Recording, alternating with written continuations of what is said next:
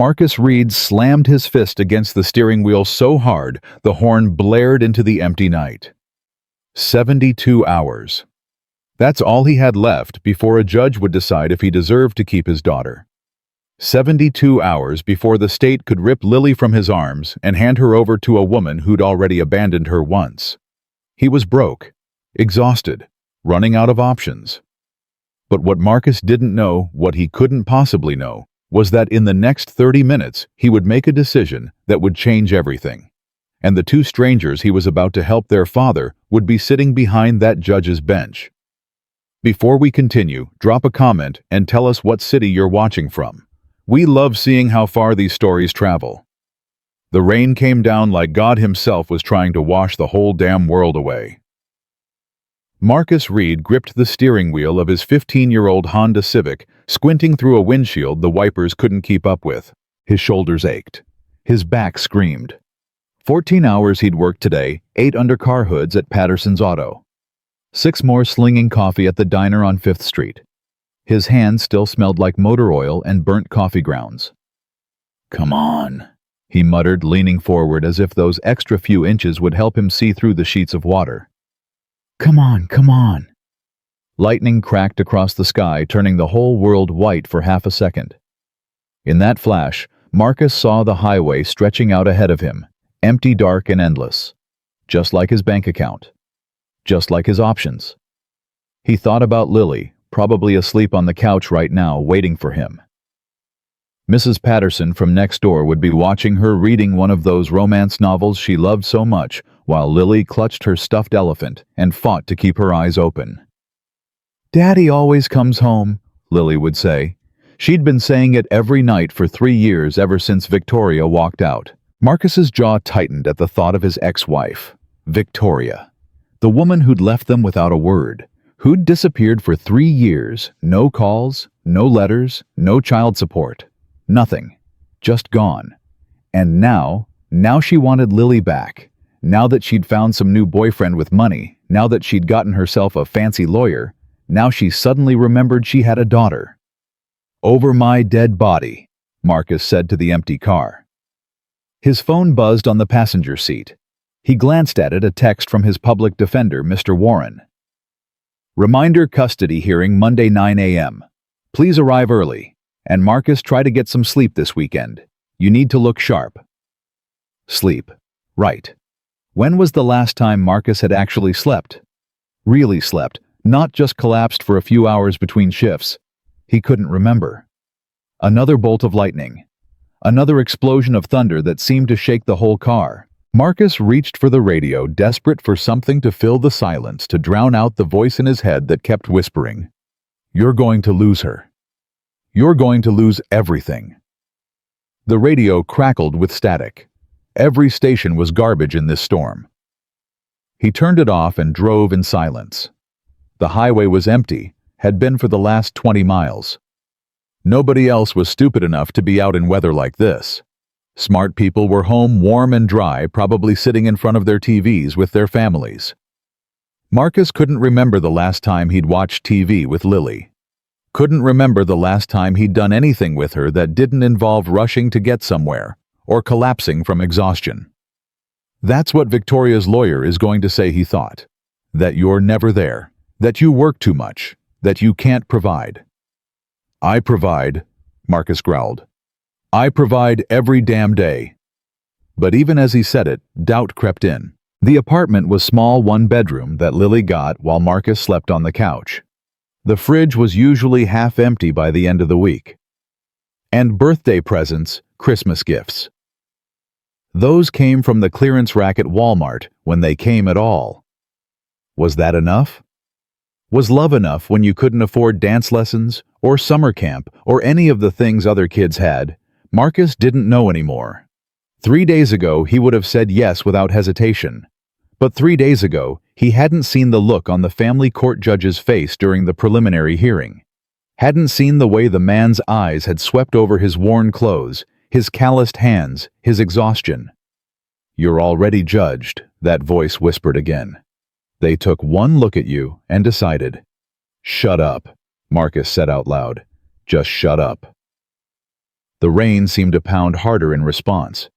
And then headlights. Marcus squinted through the windshield. Up ahead, maybe a quarter mile, he could see taillights glowing red through the storm. A car on the shoulder.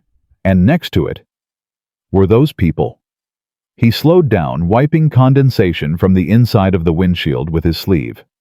The figures became clearer, two of them standing in the rain beside what looked like a dark sedan. One of them was waving. "No," Marcus said, pressing the gas pedal. "No, no, no. Not tonight. I can't tonight." He had enough problems. The hearing was in 72 hours. He needed to get home, needed to sleep, needed to figure out how to convince a judge that being poor didn't mean being a bad father. The figures grew larger in his windshield. Women. Young women. Soaking wet, standing in a storm that could kill them if they got struck by lightning or hit by a passing truck. Damn it! Marcus's foot moved to the brake before his brain could stop it. The Honda slowed, pulled to the side, stopped. He sat there for a moment, rain hammering the roof like 1,000 tiny fists. "Keep driving," the voice said. "You don't have time for this. You don't have the energy. You don't have anything to give." But then he thought about Lily. 6 years old with her mother's brown eyes and her father's stubborn streak. What if it was her someday? What if she was stranded somewhere scared and alone, and everyone just kept driving? "God help me," Marcus muttered. He pushed open the door and stepped into the storm. The rain hit him like a wall, cold and hard and relentless. Within seconds, his work shirt was soaked through, plastered to his skin. He jogged toward the stranded car, squinting against the downpour. "Hey!" he called out. "You okay?" The two figures turned. Identical faces looked back at him, twins maybe 19 or 20 years old, with dark hair matted to their foreheads and mascara running down their cheeks. They were wearing clothes that Marcus recognized immediately: expensive. Designer. The kind of things he saw in magazine ads and department store windows, never on actual people he knew. "Oh, thank God," one of them said, rushing toward him. "Thank God someone stopped." "We've been here for over an hour," the other one added, her voice shaking. "Our car just died, and our phones are dead, and nobody would stop. Hey, it's okay." Marcus held up his hands. "Take a breath. What happened?" The first twin, the one who'd spoken first, pointed at the car. "We were driving home from a charity event, and the engine just stopped. We pulled over, and it won't start again." Marcus looked at the vehicle for the first time.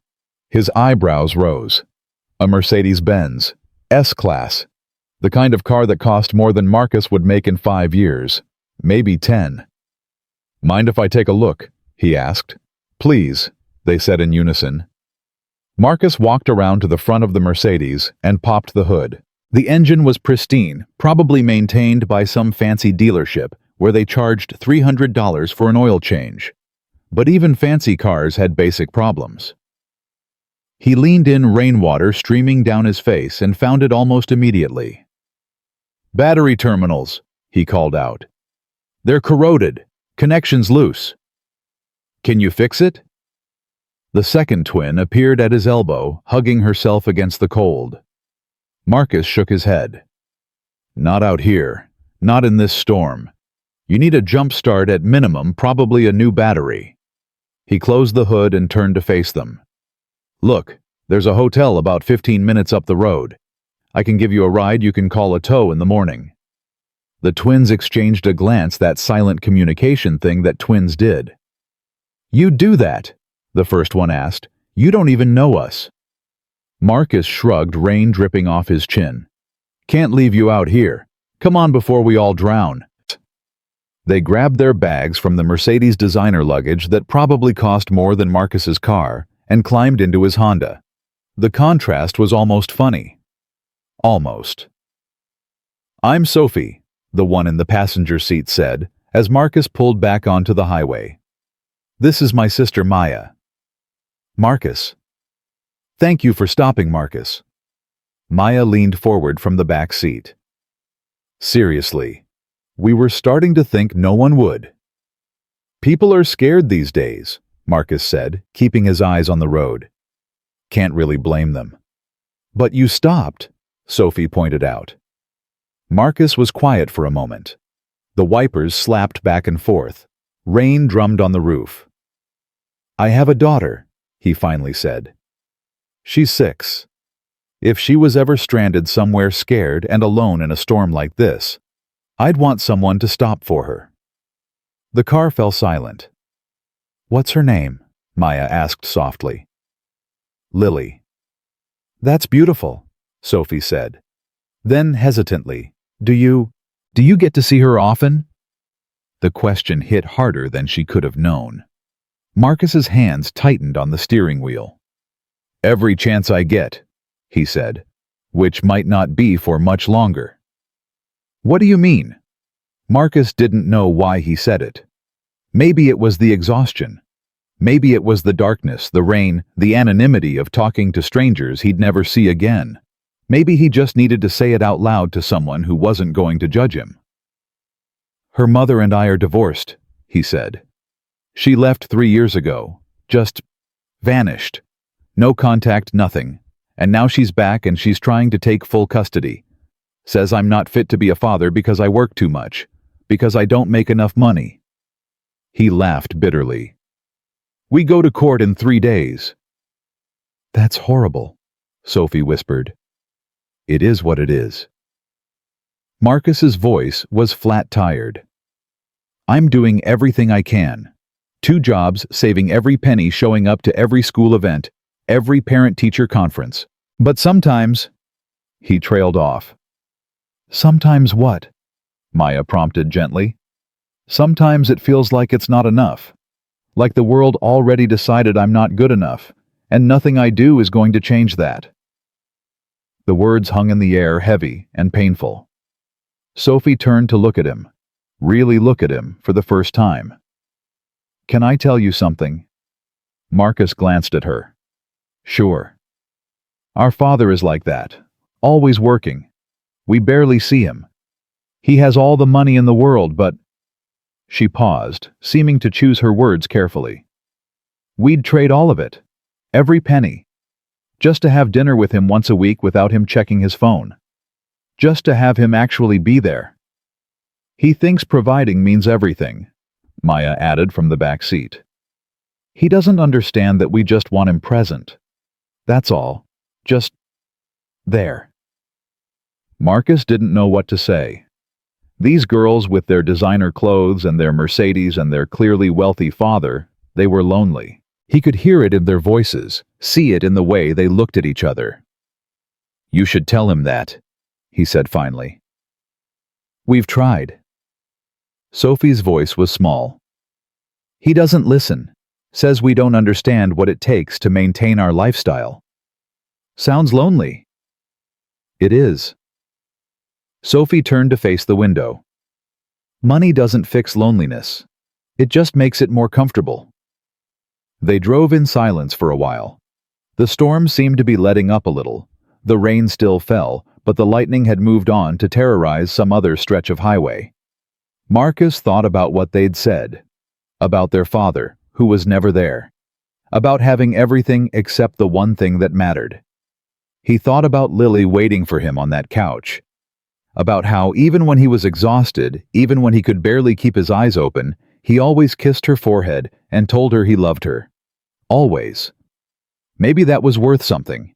Maybe that was worth everything. You seem like a good dad, Maya said, eventually breaking the silence. The kind who stops in a storm. The kind who shows up. Marcus's throat tightened. I'm trying to be. That's more than most people do, Sophie said. The hotel appeared up ahead, a mid-range chain place with a lit sign and a mostly empty parking lot. Marcus pulled under the covered entrance and put the car in park. The twins gathered their things, but Sophie hesitated before opening her door. Marcus. Yeah. She turned to face him, her eyes serious. I hope the judge sees what we see, that you're exactly the kind of father your daughter needs. Marcus couldn't speak. He just nodded. Good luck. Maya said from the back seat. "We'll be thinking about you." They climbed out, grabbed their bags, and disappeared into the hotel lobby. Marcus watched them go, something strange stirring in his chest. Hope. It felt foreign. Dangerous, even. He'd stopped hoping weeks ago when Victoria's lawyer had laid out their case, and Marcus had realized just how outmatched he was. But those girls, those strangers he'd probably never see again, they'd looked at him and seen something good. Something worthy. Maybe the judge would too. Marcus pulled back onto the highway and drove toward home. The apartment was quiet when Marcus finally pushed through the door just past midnight. Mrs. Patterson looked up from her romance novel and smiled. "She tried to wait up for you," she whispered, nodding toward the couch. "Couldn't quite make it." Marcus looked at his daughter. Lily was curled up under the old Afghan his mother had knitted years ago, her stuffed elephant clutched to her chest. Her face was peaceful in sleep, none of the worry that had been there lately, none of the fear. "Thank you for staying," Marcus said, reaching for his wallet. He pulled out a 20 money he couldn't really afford and held it out to Mrs. Patterson. She waved it away. "Keep it. You need it more than I do." "I can't." "You can and you will." She patted his arm as she walked past. "Get some rest, Marcus. You look like death warmed over." After she left, Marcus knelt beside the couch. He brushed a strand of hair from Lily's face, and her eyes fluttered open. "Daddy." "Hey, sweetheart, I'm home." "I missed you." Her voice was thick with sleep. "I missed you too, baby. Go back to sleep." But instead of closing her eyes, Lily sat up, rubbing her face with small fists. "Daddy." "What is it?" She looked at him with those big brown eyes. Victoria's eyes, but filled with a trust Victoria had never earned. "Are we going to be okay?" The question hit Marcus like a punch to the gut. She was 6 years old. 6. She shouldn't have to ask questions like this. Shouldn't have to worry about whether her family was going to stay together. "Of course we are, sweetheart. Why would you ask that?" Lily's lower lip trembled. "Mommy called today, when you were at work." Marcus went cold. "What?" "She called Mrs. Patterson's phone. She said I might have to come live with her, that you can't take care of me properly." Rage flared in Marcus's chest, hot and immediate. Victoria had called, had talked to Lily directly. She wasn't supposed to do that. The lawyers had agreed no direct contact until after the hearing, but he pushed the anger down. Lily didn't need to see that. She needed reassurance. "Lily, listen to me." Marcus took her hands in his. "Your mommy is wrong. I can take care of you. I will always take care of you. No matter what anyone says." "But she said—" "I don't care what she said." Marcus's voice was firm but gentle. "You're my daughter. I love you more than anything in this world, and nobody is going to take you away from me." Tears welled up in Lily's eyes. "I don't want to leave you, Daddy." "You won't." He pulled her into a hug, holding her tight against his chest. "I promise you, baby. You won't." It was a promise he had no idea if he could keep. The hearing was in 3 days. Victoria had money, had a lawyer, had a case built on the cruel arithmetic of poverty, the idea that dollars in a bank account mattered more than love in a heart. But as Marcus held his daughter in their small, shabby apartment, rain still pattering against the windows, he made a vow to himself. He would fight. With everything he had, with every ounce of strength left in his body, he would fight. For her. Always for her. Marcus didn't sleep that night. He sat at the tiny kitchen table after putting Lily to bed, surrounded by paperwork. Financial statements, character references from neighbors and co-workers, report cards and attendance records from Lily's school. Anything and everything that might prove he was a fit father. It wasn't much. The numbers told a brutal story. His income was barely above the poverty line. His savings account had less than $400 in it. He was behind on his electric bill, current on rent, only because his landlord had a soft spot for Lily and gave them extensions. On paper, he looked like exactly what Victoria's lawyer was going to say. He was a struggling single father who couldn't provide. But paper couldn't show everything. Paper couldn't show the nights Marcus had stayed up with Lily when she was sick. Couldn't show the hours he'd spent helping her learn to read. Couldn't show the Sunday mornings at the park, or the bedtime stories he made up just for her. Paper couldn't show love. Marcus rubbed his eyes and looked at the clock. 3:47 a.m. He needed to be at the auto shop in 4 hours. "Get some sleep," Mr. Warren had said. "You need to look sharp." Marcus laughed quietly to himself. Sharp. Right. He hadn't looked sharp in years. But he got up anyway, washed his face, set his alarm for 6:30, and lay down on the couch. The cushions were worn, the springs shot, but he'd slept on worse. As he closed his eyes, he thought about the twins Sophie and Maya, about their father who had everything except what mattered, about how they'd looked at Marcus, a broke mechanic in a beat-up car, and seen something worth respecting. "You seem like a good dad, the kind who shows up." Maybe that was enough. It had to be enough. Marcus fell asleep to the sound of rain on the roof, his daughter safe in the next room, and a prayer on his lips that he barely remembered how to say. Saturday morning came gray and drizzly. Marcus worked his shift at the auto shop, then raced to the diner for the lunch rush. His body moved on autopilot wrenches and coffee pots, oil changes, and order tickets, smiling at customers who looked right through him. In between, he thought about the hearing. He thought about what he would say, how he would say it. He practiced his testimony in his head while he changed a transmission, rehearsed his answers while he refilled coffee mugs. "Why do you believe you should retain custody of your daughter?" "Because I love her. Because I've been there every single day for 6 years. Because her mother abandoned us and only came back when it was convenient." "But your financial situation?" "I work 2 jobs. I'm doing everything I can. Money isn't love. The court must consider what's best for the child. What's best for Lily is stability. What's best is a father who shows up, who cares, who puts her first every single day. That's me. That's always been me. Would it be enough? Would any of it be enough?" Marcus didn't know. He picked up Lily from Mrs. Patterson's after his shift, and they walked to the little ice cream shop 2 blocks from the apartment. It was their Saturday tradition, 1 scoop each, nothing fancy, but it was theirs. "Chocolate with rainbow sprinkles." Lily ordered, same as always. "Vanilla," Marcus said. "Plain." They sat at their usual table by the window, watching people walk by with umbrellas and raincoats. "Daddy?" Lily asked, licking her cone.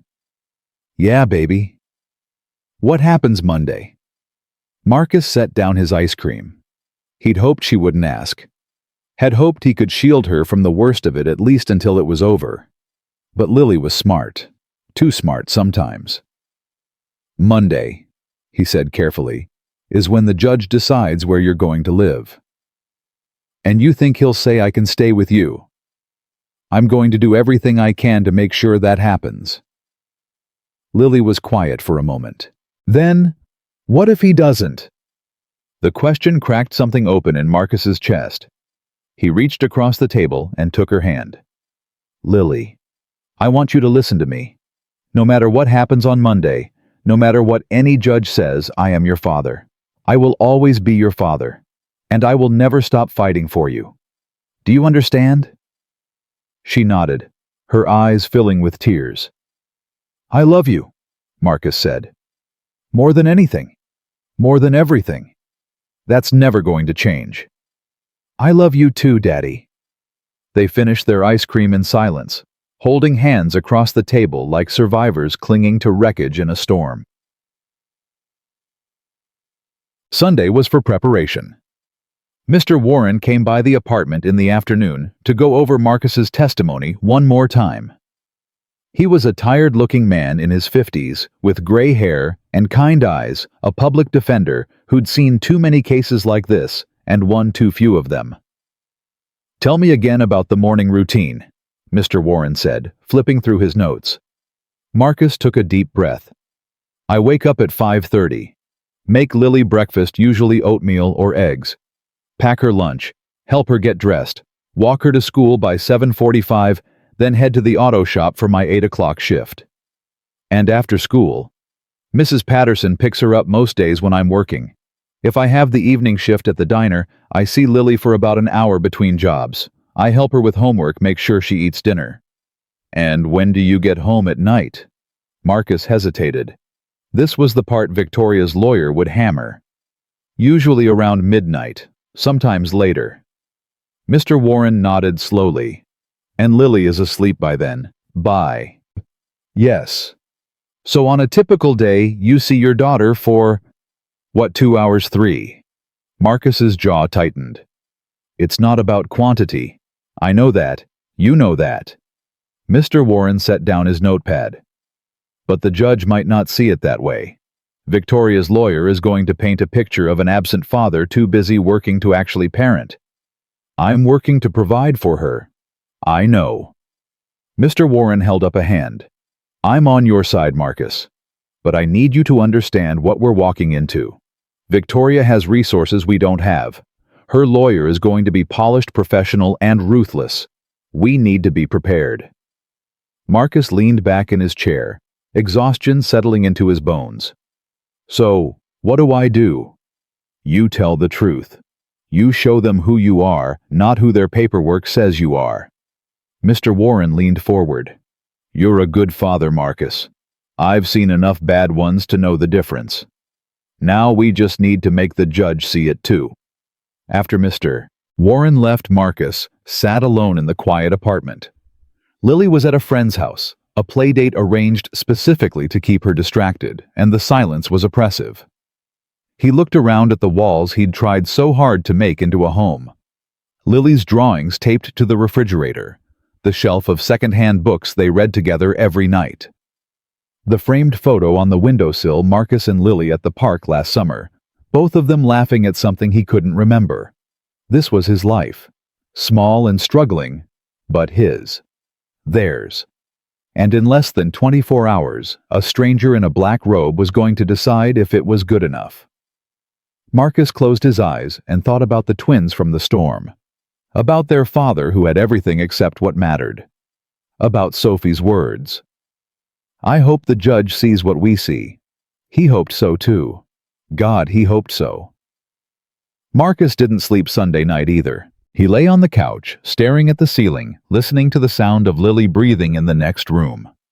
Every time he closed his eyes, he saw Victoria's face the way she'd looked when she walked out 3 years ago, and the way she'd looked at the preliminary hearing last month.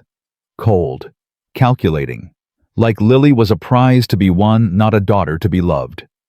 At 5:00 a.m., he gave up trying to sleep and got up to shower. The hot water helped a little. He stood under the spray until it ran cold, trying to wash away the exhaustion, the fear, the doubt. It didn't work, but at least he felt cleaner. He put on his only suit, a navy blue thing he'd bought at Goodwill 3 years ago for his mother's funeral. It was a little tight in the shoulders now, a little worn at the elbows, but it was all he had. He stood in front of the bathroom mirror and tried to see what the judge would see. A tired man. A poor man. A man who worked too hard and had too little to show for it. But also a father. A good father. The only parent who'd actually been there. That has to count for something, Marcus said to his reflection. It has to. He didn't sound convinced even to himself. At 6:30, he woke Lily. Hey, sweetheart, time to get up. Lily's eyes opened slowly, still heavy with sleep. Is it Monday? Yeah, baby, it's Monday. She sat up and looked at him. Really looked at him with those big brown eyes that saw too much for a 6-year-old. You're wearing your fancy clothes. I have to go to court today. Remember, Mrs. Patterson is going to take you to school and pick you up after. Lily's face crumpled. I want to go with you. I know, sweetheart. But court isn't a place for kids. It's boring, and there's a lot of waiting. He sat on the edge of her bed and took her hand. I need you to be brave today, okay? Can you do that for me? Will you come get me after? The second it's over. I promise. Lily threw her arms around his neck. "I love you, Daddy." Marcus held her tight, breathing in the smell of her strawberry shampoo. "I love you too, baby, more than anything." Mrs. Patterson arrived at 7:15. She took one look at Marcus and pulled him into a hug. "You're going to be fine," she said firmly. "That judge is going to take one look at you and see exactly what I see, a man who'd move heaven and earth for his little girl." "I hope you're right." "I'm always right. Now go. And Marcus." She waited until he met her eyes. "Don't let them see you sweat. You belong in that little girl's life, and don't you dare let anyone tell you different." Marcus kissed Lily one more time, grabbed his folder of documents, and walked out the door. The courthouse was 20 minutes away. He drove slowly, hands tight on the wheel, going over his testimony one more time in his head. The morning traffic was light, which meant he arrived 40 minutes early. He parked in the cheapest lot he could find 3 blocks away and walked the rest of the distance. The courthouse was an old building, all gray stone and tall columns, the kind of place designed to make regular people feel small.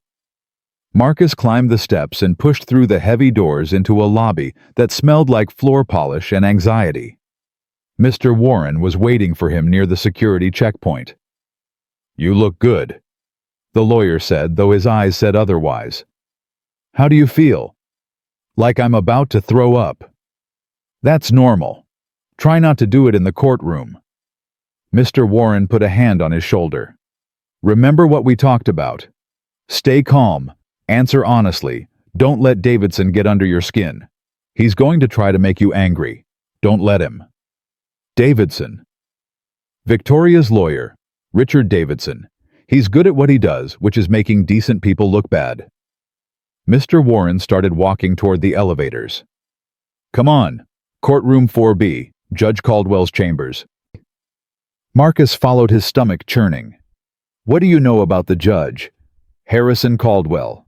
Been on the family court bench for 18 years. Reputation for being fair but tough. He doesn't suffer fools, and he doesn't like people who waste his time." Mr. Warren pressed the elevator button. "He's also a father himself. 2 daughters, I think. Hopefully that works in our favor." The elevator doors opened with a soft ding. They stepped inside and rode up in silence. Courtroom 4B was at the end of a long hallway. The doors were heavy oak, polished to a shine that reflected Marcus's face back at him as he approached. He looked scared. He felt scared. "Ready?" Mr. Warren asked. "No." "Good. Honest answer." The lawyer pushed open the door. "Let's go." The courtroom was smaller than Marcus had expected. A few rows of wooden benches, a raised platform for the judge, 2 tables facing each other across the center aisle. It smelled like old wood and decades of human drama. Victoria was already there. She sat at the table on the right, dressed in a navy blue dress that probably cost more than Marcus made in a month. Her hair was perfect, her makeup flawless, her posture straight and confident. She looked like exactly what she was trying to convince the court: she'd become a responsible, put-together woman who deserved to have her daughter back. She didn't look at Marcus as he walked in, didn't acknowledge him at all. Just kept her eyes forward, hands folded on the table in front of her. Beside her sat a man in a suit that screamed expensive. Richard Davidson. He was in his 50s, silver-haired, with the kind of easy confidence that came from winning more cases than he lost. He glanced up as Marcus entered and offered a small, cold smile that said, "I've already won this." Marcus took his seat at the left table, his heart pounding. "Don't let them intimidate you," Mr. Warren whispered, opening his briefcase. "They want you rattled. Don't give them the satisfaction." "Easy for you to say." "I know. But you've got something they don't have." "What's that?" "The truth." They sat in silence for what felt like hours, but was probably only 15 minutes. Marcus could feel Victoria's presence across the aisle, could almost hear her thoughts. "You can't win this. You're nothing. You've always been nothing." She'd said those words to him once the night she left. He'd never forgotten them. At 9:00 exactly, the bailiff entered through a side door. All rise. The Honorable Judge Harrison Caldwell presiding. Marcus stood, his legs unsteady. This was it. The moment that would decide everything. The door behind the bench opened, and Marcus's heart stopped. The man who walked in was tall and distinguished, in his late 50s, with silver hair and sharp eyes that swept across the courtroom like searchlights. He wore the black robes of his office like a king wearing a crown, natural, authoritative, unquestionable. But it wasn't the robes that made Marcus's blood run cold. It was the face.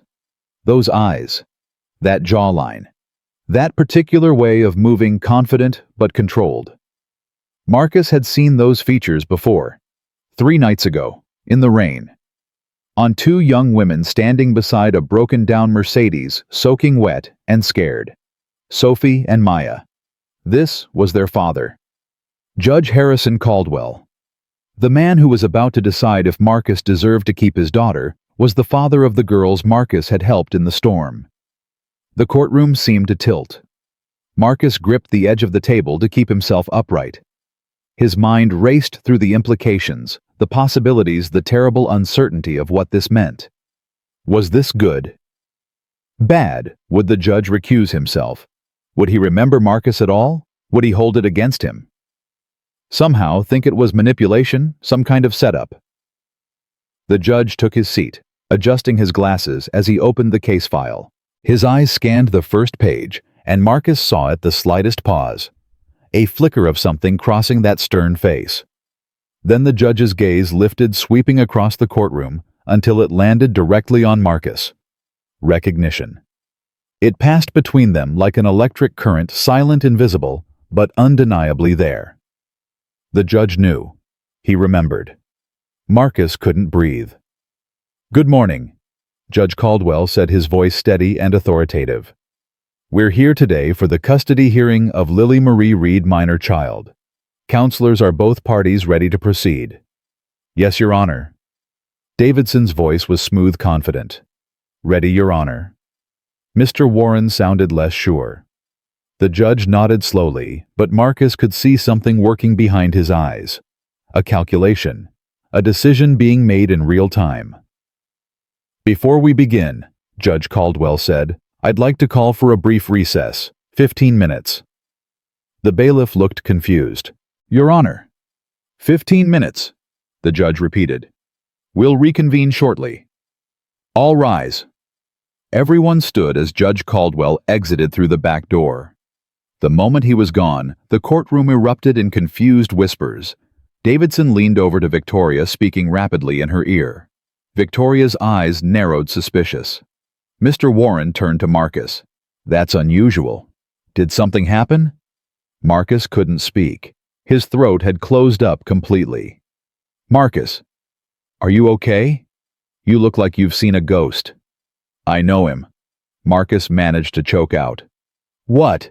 You know the judge?" "Not exactly. Marcus ran a hand over his face. "It's complicated." Before he could explain, the bailiff approached their table. "Mr. Reed." Marcus looked up. "The judge would like to see you in his chambers." Victoria's head snapped around. "Excuse me, on what grounds?" "Just Mr. Reed," the bailiff said firmly. Davidson was on his feet immediately. "Your Honor, I mean, this is highly irregular. We object to any private conversation between the judge and opposing counsel's client." "The judge didn't ask for your opinion, counselor." The bailiff's voice was stone. "Mr. Reed, please follow me." Marcus stood on legs that felt like they might give out at any moment. Mr. Warren grabbed his arm. "Whatever he asks you, be honest. Don't try to be clever, just honest. Do you understand?" Marcus nodded. "Go." He followed the bailiff through a side door, down a narrow hallway lined with portraits of stern-faced judges from decades past, and stopped in front of an oak door with a brass nameplate, Honorable Harrison Caldwell. The bailiff knocked once, then opened the door. "Mr. Reed, Your Honor." "Thank you. That will be all." Marcus stepped inside, and the door closed behind him. The judge's chambers were smaller than Marcus had expected.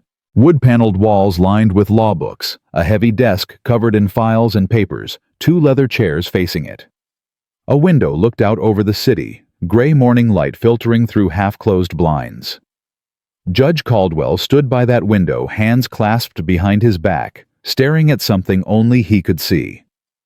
"Sit down, Mr. Reed," he said without turning around. Marcus sat. The leather chair creaked under his weight. For a long moment, neither of them spoke. Marcus could hear his own heartbeat loud as a drum in the quiet room. Then the judge turned. His face was unreadable, that same stern expression he'd worn on the bench. But there was something else there too. Something Marcus couldn't quite identify. "3 nights ago," Judge Caldwell said slowly, "my daughters called me from a hotel. They were stranded on Highway 89 in the middle of a terrible storm. Their car had broken down and they'd been standing in the rain for over an hour." He paused. No one stopped. No one helped. Marcus's mouth went dry. "Until you did." "Your Honor, The judge held up a hand. "Let me finish." Marcus closed his mouth. "They told me about you." Judge Caldwell walked to his desk and sat down, folding his hands on the surface. "About your kindness. About how you had every reason to keep driving. You were exhausted. You had your own problems, but you stopped anyway. You gave them a ride. You made sure they were safe." He leaned back in his chair. "They also told me about your daughter. About this custody battle. About how you're fighting to keep her against a system that seems determined to take her away." "Your Honor, I swear I didn't know who they were. I had no idea." "I know you didn't." The judge's voice softened just slightly. "That's exactly my point, Mr. Reed. You didn't know. You helped 2 strangers in a storm with absolutely nothing to gain from it. You did it because it was the right thing to do." Marcus didn't know what to say. He sat there frozen, waiting. "I have a dilemma," Judge Caldwell continued. "I know who you are now. I know you helped my daughters when no one else would. And that creates a problem. A conflict of interest, some might say. Are you going to recuse yourself?" The question came out before Marcus could stop it. The judge's eyebrows rose slightly. "Is that what you want?" Marcus hesitated. "I don't know. I just want a fair hearing. I just want a chance to prove that I'm a good father. That's all I've ever wanted." Judge Caldwell studied him for a long moment. Then he did something unexpected. He smiled. It was a small smile, barely there, but it transformed his face, made him look less like a judge and more like a father. "I'm not going to recuse myself, Mr. Reed." Marcus blinked. "You're not?" "No, because after my daughters told me about you, I couldn't sleep. I kept thinking about what they said about this man who stopped in a storm, who helped strangers when he had every reason not to. So I did something I don't usually do." He pulled a folder from his desk drawer and laid it on the surface between them. "I read your case file. Every page, every document, every accusation your ex-wife has made against you." Marcus's stomach dropped. And I found something interesting." The judge opened the folder. "Your ex-wife claims you're financially unstable, that you work too much, that you can't provide a proper home for Lily. But do you know what she hasn't provided?" Marcus shook his head. "Evidence." Judge Caldwell looked up, his eyes sharp. "Not a single piece of evidence showing neglect. Not a single piece showing abuse. Not a single piece showing that Lily is anything other than a happy, healthy, well-loved child." He flipped through the pages. "What Mrs. Reed has provided is a lot of opinions about what a father should be able to afford, about what kind of house a child should live in, about how many hours a parent should work." His voice hardened. "She's provided judgments, Mr. Reed, not facts." Marcus felt something loosen in his chest, something that had been wound tight for months. "I also made some calls," the judge continued. "Off the record. To Lily's school. To your neighbors? To the parents of her classmates? He paused. Do you want to know what they told me? Marcus nodded, not trusting himself to speak. They told me you never miss a parent-teacher conference, that you volunteer for field trips even when you're working double shifts, that Lily talks about you constantly about the bedtime stories you make up just for her about the park you take her to every Sunday, about how you teach her to be kind and brave and good. The judge's voice grew quiet. They told me she's a happy child, Mr. Reed. A happy child who loves her father. Tears burned behind Marcus's eyes, but he refused to let them fall. Not here. Not now. There's something else, Judge Caldwell said. Something that wasn't in your file. Something your ex-wife's lawyer was very careful to avoid mentioning. He pulled another document from the folder. I had someone look into Victoria Reed's background more thoroughly. Would you like to know what they found? Marcus's heart was pounding. What? Your ex-wife has been arrested twice in the past year. Cocaine possession. Both charges were dropped due to technicalities, but the arrests are on record. The judge slid the document across the desk. She was also fired from her job 3 months ago. The reason showing up to work intoxicated, repeatedly. Marcus stared at the paper. He couldn't believe what he was reading. Victoria had always been wild. That was part of what had attracted him to her in the beginning. But drugs he'd never known, never suspected. This is a full investigation report, Judge Caldwell said. Drug tests, witness statements, documentation of erratic behavior. It's all there. Why are you telling me this? Marcus's voice was barely a whisper. You could let this come out in court. Let the process work. I could. The judge leaned forward. But I'm telling you now because I want you to understand something, Mr. Reed. I'm not doing this because you helped my daughters. I'm not ruling in your favor because I owe you something. He held Marcus's gaze, his eyes intense. I'm doing this because it's right. Because your ex-wife has been lying to this court, and I'm going to make sure the truth comes out. Because a little girl deserves to stay with a father who loves her, not be handed over to a mother who can't even take care of herself. Marcus couldn't hold it back anymore. A single tear slipped down his cheek. My daughters told me something, Judge Caldwell said softly. They said Lily is lucky, that she has the kind of father they wish they'd had. He stood up and walked around the desk. They were right. I wasn't there for them when they were growing up. I was too busy with my career, too focused on success. I told myself I was providing for them, but what I was really doing was hiding from them. He stopped in front of Marcus's chair. You're not hiding, Mr. Reed. You're fighting. You're working yourself to the bone, not because you're avoiding your daughter, but because you're trying to give her a life. That's the difference. That's what matters. Marcus looked up at him through blurred vision. Thank you, he managed. Thank you. Don't thank me yet. Judge Caldwell walked to the door. We still have to go back out there and do this properly. Davidson is going to object. He's going to argue. Your ex-wife is going to cry and plead and say whatever she thinks will help her case. He opened the door. But the facts don't lie, Mr. Reed, and neither does character. Hardy paused. Let's go finish this. Marcus wiped his face with the back of his hand and stood up. His legs were still shaky, but something had changed. The weight he'd been carrying for months, the fear, the doubt, the crushing certainty that he was going to lose it, was lifting. For the first time in longer than he could remember, Marcus Reed felt something he'd almost forgotten existed. Hope. They walked back into the courtroom together. Victoria's eyes were sharp, suspicious, tracking Marcus as he returned to his seat. Davidson was already on his feet, ready to object to something, anything. All rise, the bailiff called. Judge Caldwell took his place behind the bench. He picked up the folder, the one he'd shown Marcus in chambers, and set it in front of him. Before we hear opening statements, he said, his voice filling the courtroom. The court has received new information relevant to this case. Information that was not disclosed by the petitioner's counsel. Davidson stood immediately. Your Honor, What information? We weren't notified of any new evidence. Sit down, Mr. Davidson. The lawyer hesitated, then slowly sank back into his chair.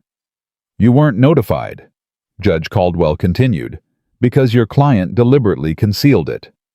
Victoria's face went pale. Mrs. Reed.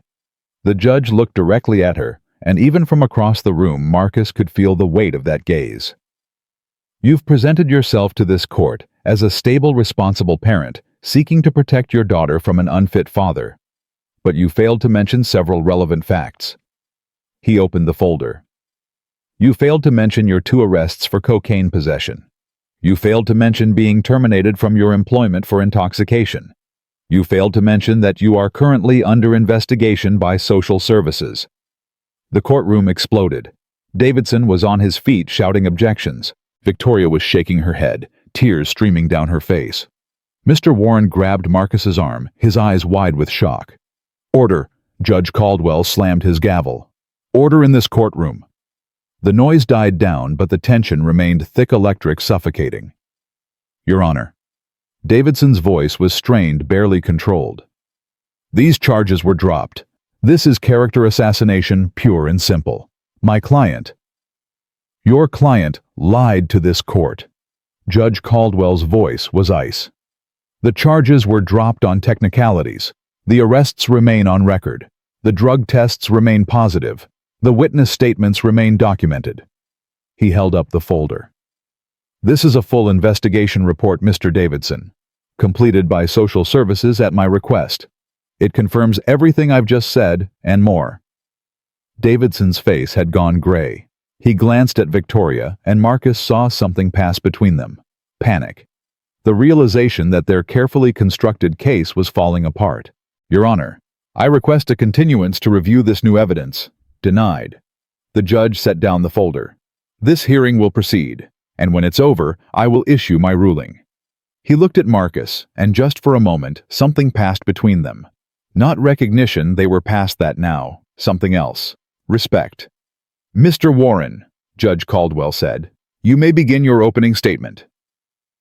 Mr. Warren stood slowly, straightening his tie with hands that trembled slightly.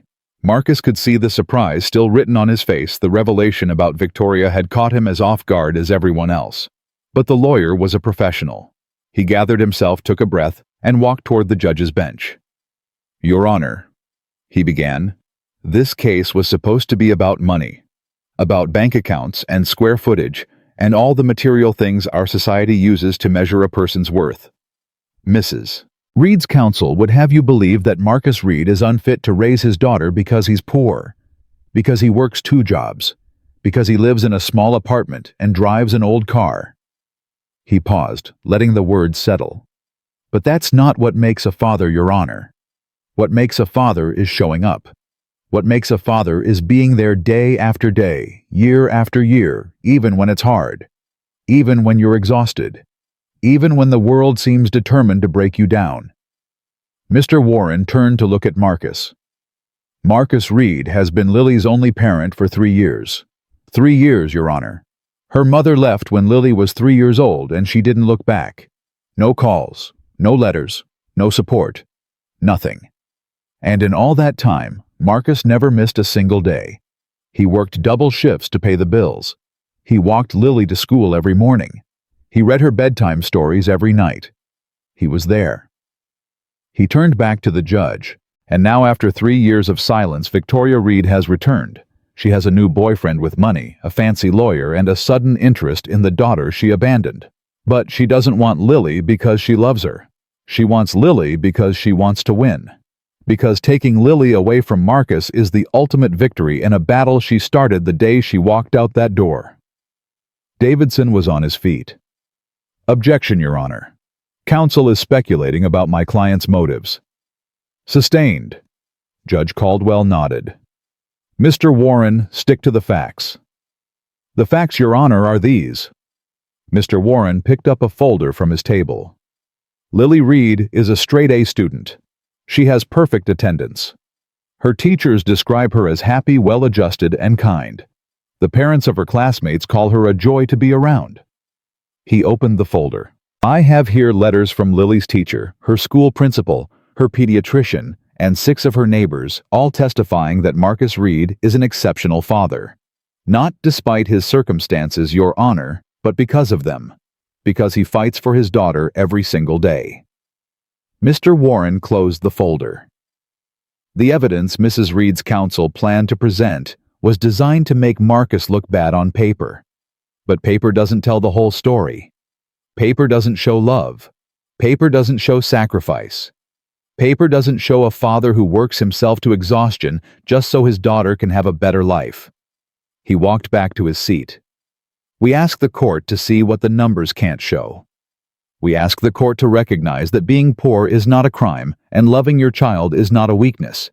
We ask the court to keep Lily exactly where she belongs, with the father who has never ever let her down. Mr. Warren sat down. Marcus felt a surge of gratitude so intense it nearly choked him. He hadn't expected that. Hadn't known his public defender had it in him. Judge Caldwell nodded. Mr. Davidson, your opening statement. Davidson rose smoothly, buttoning his jacket with practiced ease. Whatever shock he'd felt at the judge's revelations, he'd buried it deep. His face was calm, confident, almost amused. Your Honor, he said, opposing counsel has given us a very pretty speech, lots of emotion, lots of heartstring pulling. But let's talk about reality. He walked toward the center of the courtroom. The reality is that Marcus Reed works 14-hour days. The reality is that his daughter spends more time with a neighbor than with him. The reality is that he lives in a 1-bedroom apartment where he sleeps on the couch because there's no room for him to have his own bed. Davidson spread his hands. Is he a bad person? No. Does he love his daughter? I'm sure he does. But love isn't enough. Your Honor, love doesn't pay for college. Love doesn't provide stability. Love doesn't give a child the opportunities she deserves. He glanced at Victoria. My client made mistakes. She freely admits that. 3 years ago, she was struggling with personal issues, and she made the painful decision to step away. She's not proud of it. But she's also not the same person she was then. Marcus nearly laughed out loud. Personal issues. That was one way to describe abandoning your 3-year-old daughter without a word. Victoria Reed has rebuilt her life, Davidson continued. She has a stable home, a stable income, a partner who is prepared to help provide for Lily. She can offer her daughter things Marcus Reed simply cannot. A good school district, extracurricular activities, a future. He turned to face Marcus directly. And yes, there have been some incidents in the past year. My client has struggled with certain challenges. But she has addressed those challenges, Your Honor. She is in recovery. She is getting help. And she deserves the chance to be a mother again. Davidson walked back to his seat. We ask the court to consider what's truly best for this child. Not what feels good, not what makes a nice story, but what gives Lily the best chance at a successful life. Thank you.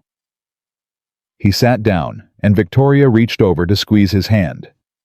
The gesture made Marcus's stomach turn.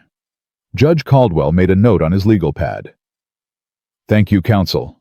We'll now hear testimony. Mr. Warren, call your first witness. The defense calls Marcus Reed. Marcus stood. His legs felt like jelly, but he forced himself to walk to the witness stand. He raised his right hand, swore to tell the truth, and sat down in the hard wooden chair. Mr. Warren approached him with an encouraging nod. Mr. Reed, can you describe your typical day? Marcus took a breath. I wake up at 5:30 every morning. I make Lily breakfast, usually oatmeal or eggs, whatever we have. I pack her lunch, help her get dressed, and walk her to school by 7:45. Then I go to my first job at Patterson's Auto. I work there until 4, sometimes later if there's extra work. And after that, I pick up Lily from Mrs. Patterson's. She's our neighbor who watches her after school. We have about an hour together. I help her with homework, make her dinner, talk about her day. Then I go to my second job at the diner. I work there until midnight, sometimes later. And when you get home? Marcus's throat tightened. I check on Lily. She's always asleep by then, but I sit with her for a few minutes. I tell her I love her even though she can't hear me. Then I sleep on the couch for a few hours before it starts all over again. Why 2 jobs, Mr. Reed? Because one isn't enough. Marcus's voice was steady, but his eyes burned. Because rent is expensive. Because food is expensive. Because everything costs money and I don't have enough of it. But I do what I have to do. For Lily. Everything I do is for Lily. Can you tell the court about your relationship with your daughter? Marcus felt the tears threatening again, but he pushed them back. Lily is my whole world. She's the reason I get up in the morning. The reason I work until I can barely stand. She's smart and funny and kind, and every single day with her is a gift. He looked directly at Judge Caldwell. I know I'm not perfect. I know I can't give her everything she deserves. But I love her, Your Honor. I love her more than anything. And I will never ever abandon her. Not like her mother did. Objection. Davidson didn't even stand up. Inflammatory. Withdrawn, Mr. Warren said. No further questions. Davidson rose and approached the witness stand with a predatory smile. Mr. Reed, you said you work until midnight most nights. Is that correct? Yes. And Lily is asleep by the time you get home? Yes. So in a typical day, how many waking hours do you actually spend with your daughter? Marcus hesitated. About 2 hours, sometimes 3. 2 hours. Davidson nodded slowly. And who takes care of Lily during all those other hours? Mrs. Patterson, our neighbor. An elderly woman who is not a licensed child care provider. She's a retired teacher. She's wonderful with Lily. But she's not Lily's parent, is she? No. Mr. Reed, you live in a 1-bedroom apartment. Is that correct? Yes. And you sleep on the couch. Lily has the bedroom. So there's no room for you in your own home. Marcus felt his temper rising. There's plenty of room for us. We don't need much. But Lily doesn't have her own space, does she? No playroom, no yard, no... She has love. Marcus cut him off. She has a father who would die for her. That's more than your client ever gave her. Mr. Reed. You want to talk about space, about money, about all the things I can't afford.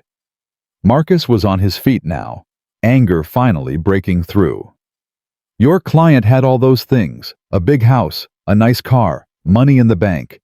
And she still walked out. She still abandoned her daughter. So don't stand there and tell me that my apartment is too small or my bank account is too empty because I've been there every single day. Every single day. Where was Victoria? Mr. Reed, please sit down. Judge Caldwell's voice was calm but firm. Marcus realized he was standing, his hands gripping the rail of the witness box. He forced himself to sit, his heart pounding. I apologize, Your Honor. Mr. Davidson, do you have any more questions? Davidson looked rattled. Marcus's outburst had clearly thrown him off his game. No further questions. You may step down, Mr. Reed. Marcus returned to his seat, his legs shaking. Mr. Warren leaned over. That wasn't part of the plan, he whispered. But it might have actually helped. You showed them who you really are. I lost my temper. You showed passion. There's a difference. Judge Caldwell made another note. Mr. Davidson, call your witness. The petitioner calls Victoria Reed. Victoria stood and walked to the witness stand. Her movements were graceful, controlled like she'd rehearsed this moment 100 times. She swore her oath and sat down, smoothing her dress over her knees. Davidson approached her with a gentle smile. Mrs. Reed, can you tell the court why you left 3 years ago? Victoria's eyes welled with tears. Marcus had seen this before. The way she could cry on command, could make herself look vulnerable and sympathetic whenever it suited her. I was struggling, she said, her voice breaking. I was dealing with depression, with anxiety. I felt like I was drowning, and I made the terrible decision to walk away. Do you regret that decision? Every single day. She looked at Marcus, and her eyes seemed almost sincere. Almost. I know I hurt them. I know I abandoned them when they needed me most. But I wasn't well, Mr. Davidson. I wasn't capable of being the mother Lily deserved. And now I've gotten help. I've been in therapy for 2 years. I've worked on myself, addressed my issues. She sat up straighter. I'm not the same person who walked out that door. I'm stronger now. I'm ready to be a mother. What can you offer Lily that she doesn't currently have? Stability, security, a home with more than one room, a neighborhood with good schools, opportunities, dance lessons, music classes, summer camps. All the things children deserve. And you have the means to provide these things? Yes, my partner David is very successful. He's prepared to help support Lily in every way. Marcus felt sick. She was selling their daughter like a commodity, listing off material goods as if they were more important than love. Thank you, Mrs. Reed. Davidson returned to his seat. Your witness. Mr. Warren stood slowly. He looked at Victoria for a long moment, and something in his expression made her shift uncomfortably. Mrs. Reed, you said you left because you were struggling with depression and anxiety. Is that correct? Yes. And you sought treatment for these conditions? Victoria hesitated. Eventually, yes. Eventually. Mr. Warren nodded. But not immediately. In fact, for the first 2 years after you left, you received no mental health treatment at all. Isn't that true? I wasn't ready. Or perhaps you weren't struggling with depression at all. Perhaps you left for other reasons entirely. Davidson stood. Objection. Speculation. I'll rephrase. Mr. Warren picked up a document from his table. Mrs. Reed, where did you go when you left your husband and daughter? Victoria's face tightened. I went to stay with friends. Which friends? Various people. I moved around a lot. Did any of these friends include a man named Derek Vance? The color drained from Victoria's face. Marcus sat up straighter. He'd never heard that name before. Yes, I knew Derek. Knew him how? Victoria glanced at Davidson, panic in her eyes. Her lawyer started to rise, but she answered before he could object. We were in a relationship. So you left your husband and 3-year-old daughter to be with another man. It wasn't like that. What was it like, Mrs. Reed? Victoria's tears were real now, but they weren't the sympathetic kind. They were the tears of someone watching their carefully constructed story fall apart. I was unhappy in my marriage, she said, her voice hardening. I felt trapped. Derek offered me a way out. And Lily, your 3-year-old daughter. What did Derek offer her? He wasn't interested in children. Victoria's voice was barely a whisper. I'm sorry, could you repeat that? He wasn't interested in children. Louder now, defiant. He didn't want Lily around, so I left her with Marcus. The courtroom went silent. Marcus felt like he'd been punched in the gut. All this time he'd wondered why Victoria had left. He'd assumed it was something he'd done, something he'd failed at. But it was never about him at all. It was about a man who didn't want to be bothered with a child. She'd chosen a boyfriend over her own daughter. Mrs. Reed. Mr. Warren continued, his voice cold. You said earlier that you've been in recovery for various challenges. Can you tell the court what those challenges are? Davidson jumped up. Your Honor, this is not relevant. It's directly relevant to the petitioner's fitness as a parent. Mr. Warren turned to the judge. And I believe the court has already received evidence on this matter. Judge Caldwell nodded. Overruled. The witness will answer. Victoria looked trapped. She glanced at Davidson, at Marcus, at the judge, finding no escape anywhere. I had some issues with substances, she finally said. Some issues. Mr. Warren picked up another document. According to this police report, you were arrested on March 15th of last year for possession of cocaine. The charges were dropped due to a procedural error, but the arrest remains on record. Is that correct? Yes. And on July 28th, you were arrested again. Same charge, same outcome. Is that correct? Yes. Victoria's voice was barely audible. And on September 3rd, you were terminated from your position at Morrison Financial for showing up to work intoxicated, multiple times. Is that correct? I was going through a difficult period. Is that correct, Mrs. Reed? Yes. Mr. Warren set down the documents. So let me understand. You abandoned your daughter 3 years ago to be with a man who didn't want her around. You've been arrested twice for drug possession in the past year. You've been fired from your job for intoxication. And now you're standing in this courtroom asking to take custody of the child you left behind because you found another man with money who might be willing to support you. That's not fair. What's not fair? Mrs. Reed, is what you've put your daughter through, what you've put your ex-husband through, what you're trying to do right now. Mr. Warren turned to the judge. Your Honor, Victoria Reed is not a fit parent. She hasn't been a parent at all for 3 years. She abandoned her child for a boyfriend, developed a drug problem, lost her job, and now she's trying to use another wealthy partner to buy custody of a daughter she doesn't deserve. He walked back to his seat. Marcus Reed may not have money. He may not have a big house or a fancy car, but he has something Victoria Reed has never had: the ability to put his daughter first. Every single day, without fail, without excuses, without abandonment.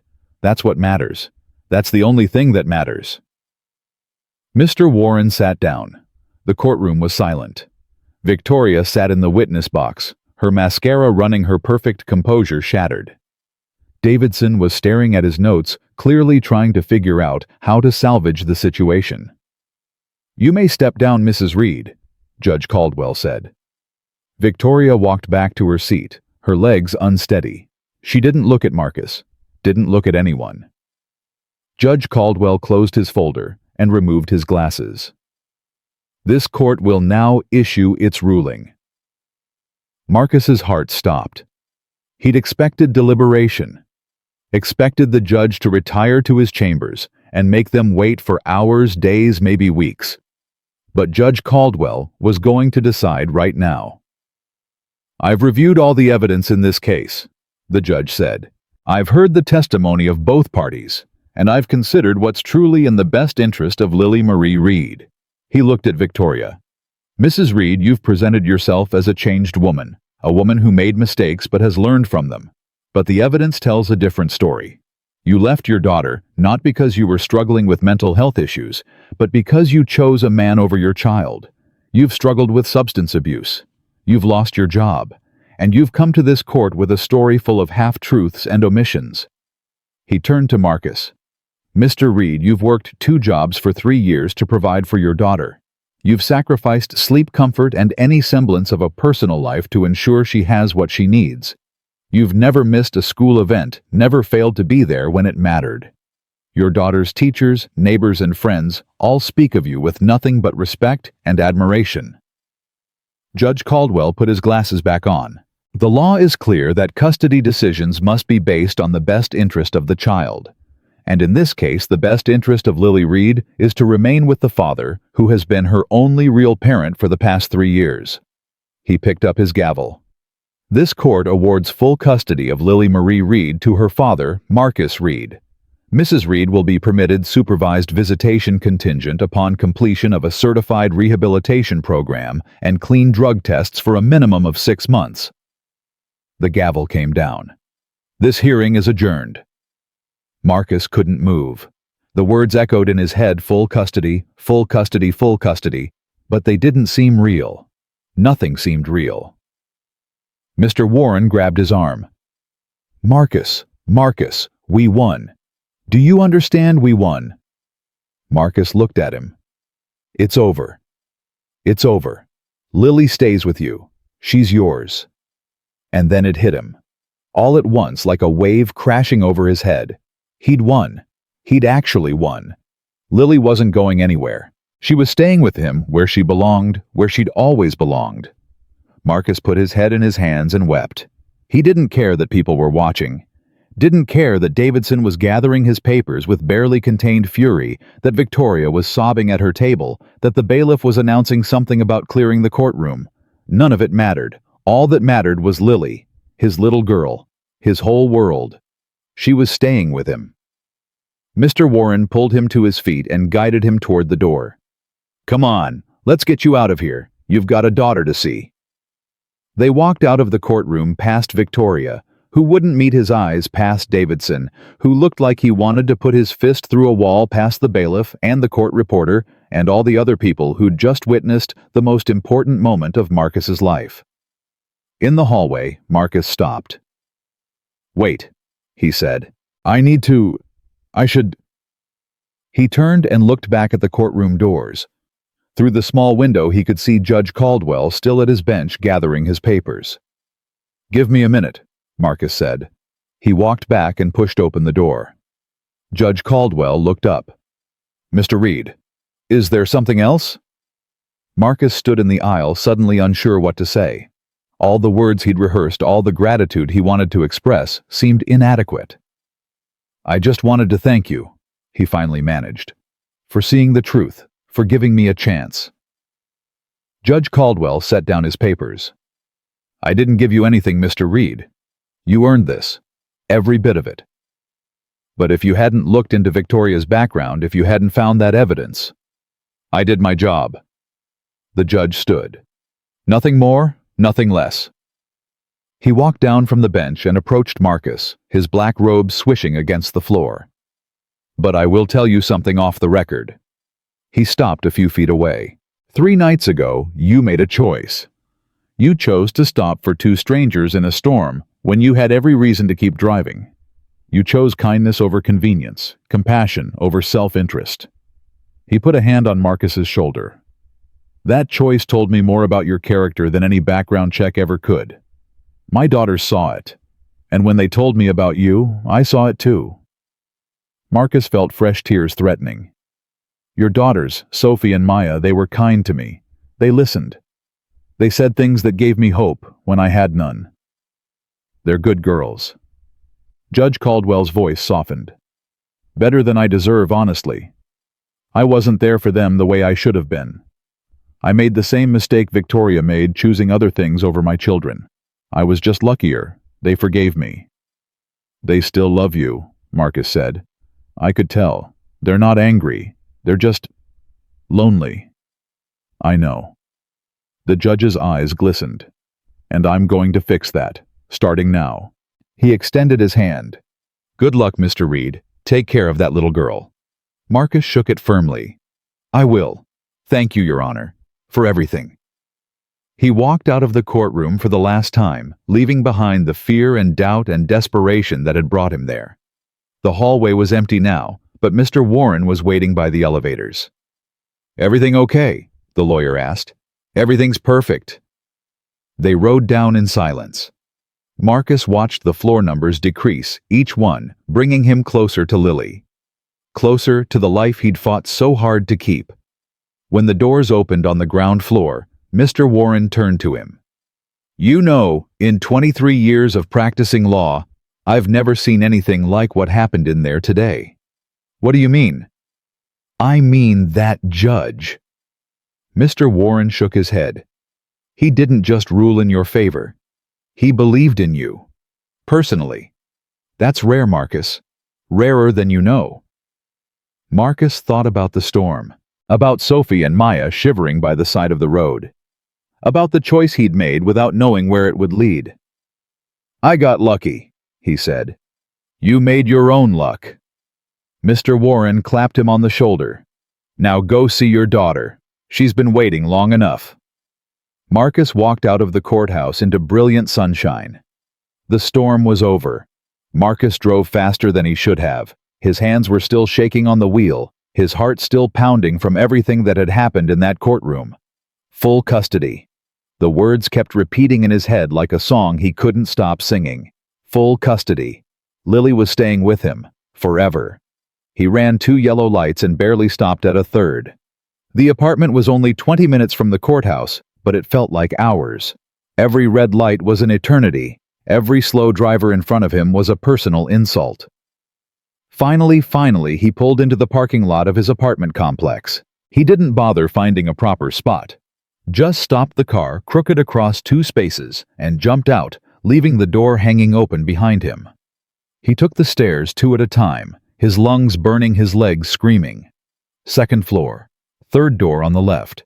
He fumbled with his keys, dropped them, picked them up, finally got the right one in the lock. The door flew open. Mrs. Patterson looked up from the couch, startled. "Marcus, what on earth? Where's Lily?" "She's in her room." "Marcus, what happened? Is everything?" But Marcus was already moving. Crossing the small living room in 3 strides, pushing open the bedroom door.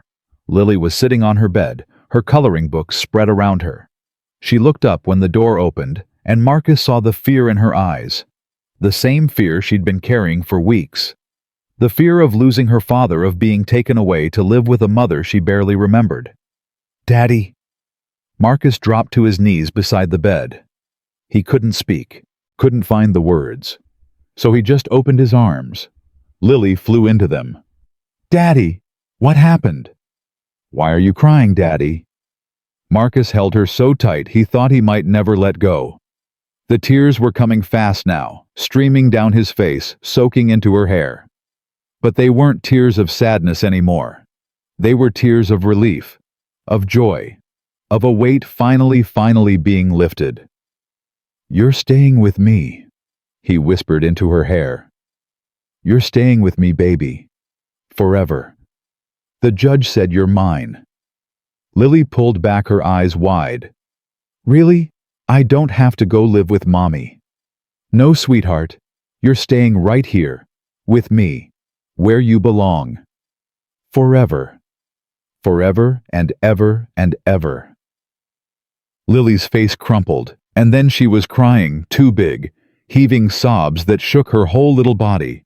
But she was smiling through the tears, laughing and crying at the same time. "I was so scared, Daddy. I was so scared you wouldn't come back." "I will always come back." Marcus cupped her face in his hands. "Do you hear me? Always. No matter what. I will always come back for you." Mrs. Patterson appeared in the doorway, her hand pressed to her chest. "You won?" Marcus looked up at her, still holding Lily. "We won." The old woman burst into tears. "Oh, thank the Lord. Thank the Lord." She shuffled over and wrapped her arms around both of them, creating a little huddle of crying, laughing, relieved people in the middle of Lily's tiny bedroom. It should have felt cramped. It felt like the whole world. "I knew it," Mrs. Patterson said, wiping her eyes. "I knew that judge would see the truth. I told you, didn't I? I told you everything would be all right." "You did." Marcus reached up and squeezed her hand. "Thank you. For everything. For watching Lily. For believing in me. For all of it." "Oh, hush. You don't owe me any thanks." She squeezed back. "That little girl is lucky to have you. And don't you ever let anyone tell you different." Lily tugged on Marcus's sleeve. "Daddy." "Yeah, baby. Can we have ice cream?" Marcus laughed, a real, genuine laugh that seemed to come from somewhere deep inside him. "We can have all the ice cream in the world." They went to their usual spot, the little shop with the red awning 2 blocks from the apartment. The owner, a heavy-set man named Sal, who'd known Marcus for years, took one look at their faces and knew something had changed. "Good news?" he asked. "The best news." Marcus couldn't stop smiling. "The very best." Sal nodded slowly, a grin spreading across his face. "Ice cream's on the house today." "You don't have to." "I want to." Sal was already scooping. "Chocolate with rainbow sprinkles for the little one, right? And vanilla for you." "You remembered." "I remember all my regulars." He handed the cones across the counter. "Congratulations, Marcus. Whatever happened, you deserve it." They sat at their usual table by the window, watching people walk by. The sun was still shining warm and bright, and everything felt different. The same street, the same shop, the same wobbly table they always sat at, but different. Better. Like the whole world had shifted slightly and suddenly fit together in a way it hadn't before. "Daddy?" Lily said between licks of her ice cream. "Yeah? What's going to happen now?" Marcus considered the question. What was going to happen? For months, his entire life had been focused on the custody hearing. Every decision, every sacrifice, every exhausting double shift, all of it aimed at one goal: keeping Lily. And now that goal was achieved. What came next? "Now," he said slowly, "we live. We go to school. We eat dinner together. We read bedtime stories. We just live." "But you'll still work a lot." The question hit harder than Marcus expected. Because she was right. Even with custody secured, nothing had really changed about their day-to-day life. He still had 2 jobs. He still worked 14-hour days. He still barely saw his daughter during the week. "Yeah," he admitted, "I'll still work a lot, but I'm going to try to do better. Find more time for us. Okay?" Lily nodded, but there was something in her eyes and understanding beyond her years. "It's okay, Daddy. I know you work because you love me." Marcus's throat tightened. "How'd you get so smart, huh?" "Mrs. Patterson says I get it from you." Mrs. Patterson is a wise woman. They finished their ice cream and walked home hand in hand. The afternoon stretched out ahead of them. No work tonight, no obligations, no court hearings hanging over their heads. Just a father and his daughter together. At the apartment, Marcus found his phone buzzing on the kitchen counter. He'd left it there that morning, too focused on the hearing to worry about calls or texts. Now it showed 3 missed calls and 2 voicemails. The first voicemail was from Mr. Warren. "Marcus, it's David Warren. Just wanted to say congratulations again. You should be proud of yourself. Take some time to celebrate with that little girl. You've earned it." The second voicemail made Marcus's heart skip. "Mr. Reed, this is Benjamin Caldwell." The judge's voice was different outside the courtroom, warmer, more human. "I hope I'm not overstepping, but my daughters have been asking about you since we spoke this morning. They'd very much like to see you again, to thank you properly for what you did that night in the storm." There was a pause on the recording. "I know this is unusual given the circumstances, but if you're willing, we'd like to invite you and Lily to dinner at our home this Saturday. 7 o'clock. Sophie will text you the address. And Marcus." Another pause. "I meant what I said. You're a good man. I hope you'll give us the chance to show our gratitude." The message ended. Marcus stared at the phone, not quite believing what he'd heard. The judge, the man who'd just changed his entire life, was inviting him to dinner. His daughters, the 2 strangers he'd helped in a rainstorm, wanted to thank him. A week ago, he'd been a broke mechanic fighting to keep his daughter. Now he was being invited to dinner at what was probably a mansion in the hills. "Daddy, who was that?" Marcus looked down at Lily, who'd appeared at his elbow. "Some friends," he said. "They want to have us over for dinner this weekend." "What friends?" Marcus smiled. "New ones. I think you're going to like them." The rest of the week passed in a blur. Marcus went back to work on Tuesday, but something had shifted. The exhaustion was still there, would probably always be there, but it didn't feel as crushing anymore. The fear that had been his constant companion for months was gone, replaced by something lighter, something that felt almost like peace. At the auto shop, the guys threw him a small celebration. Patterson himself, the old man who'd owned the place for 40 years, pulled Marcus aside and pressed an envelope into his hand. "What's this?" "A bonus." Patterson's gruff voice didn't quite hide the emotion underneath. "You've been working your tail off for 3 years, son. Never complained, never called in sick, never gave me anything less than your best. You've earned it." Marcus opened the envelope. $500, more money than he'd had in savings in months. "Mr. Patterson, I can't." "You can and you will."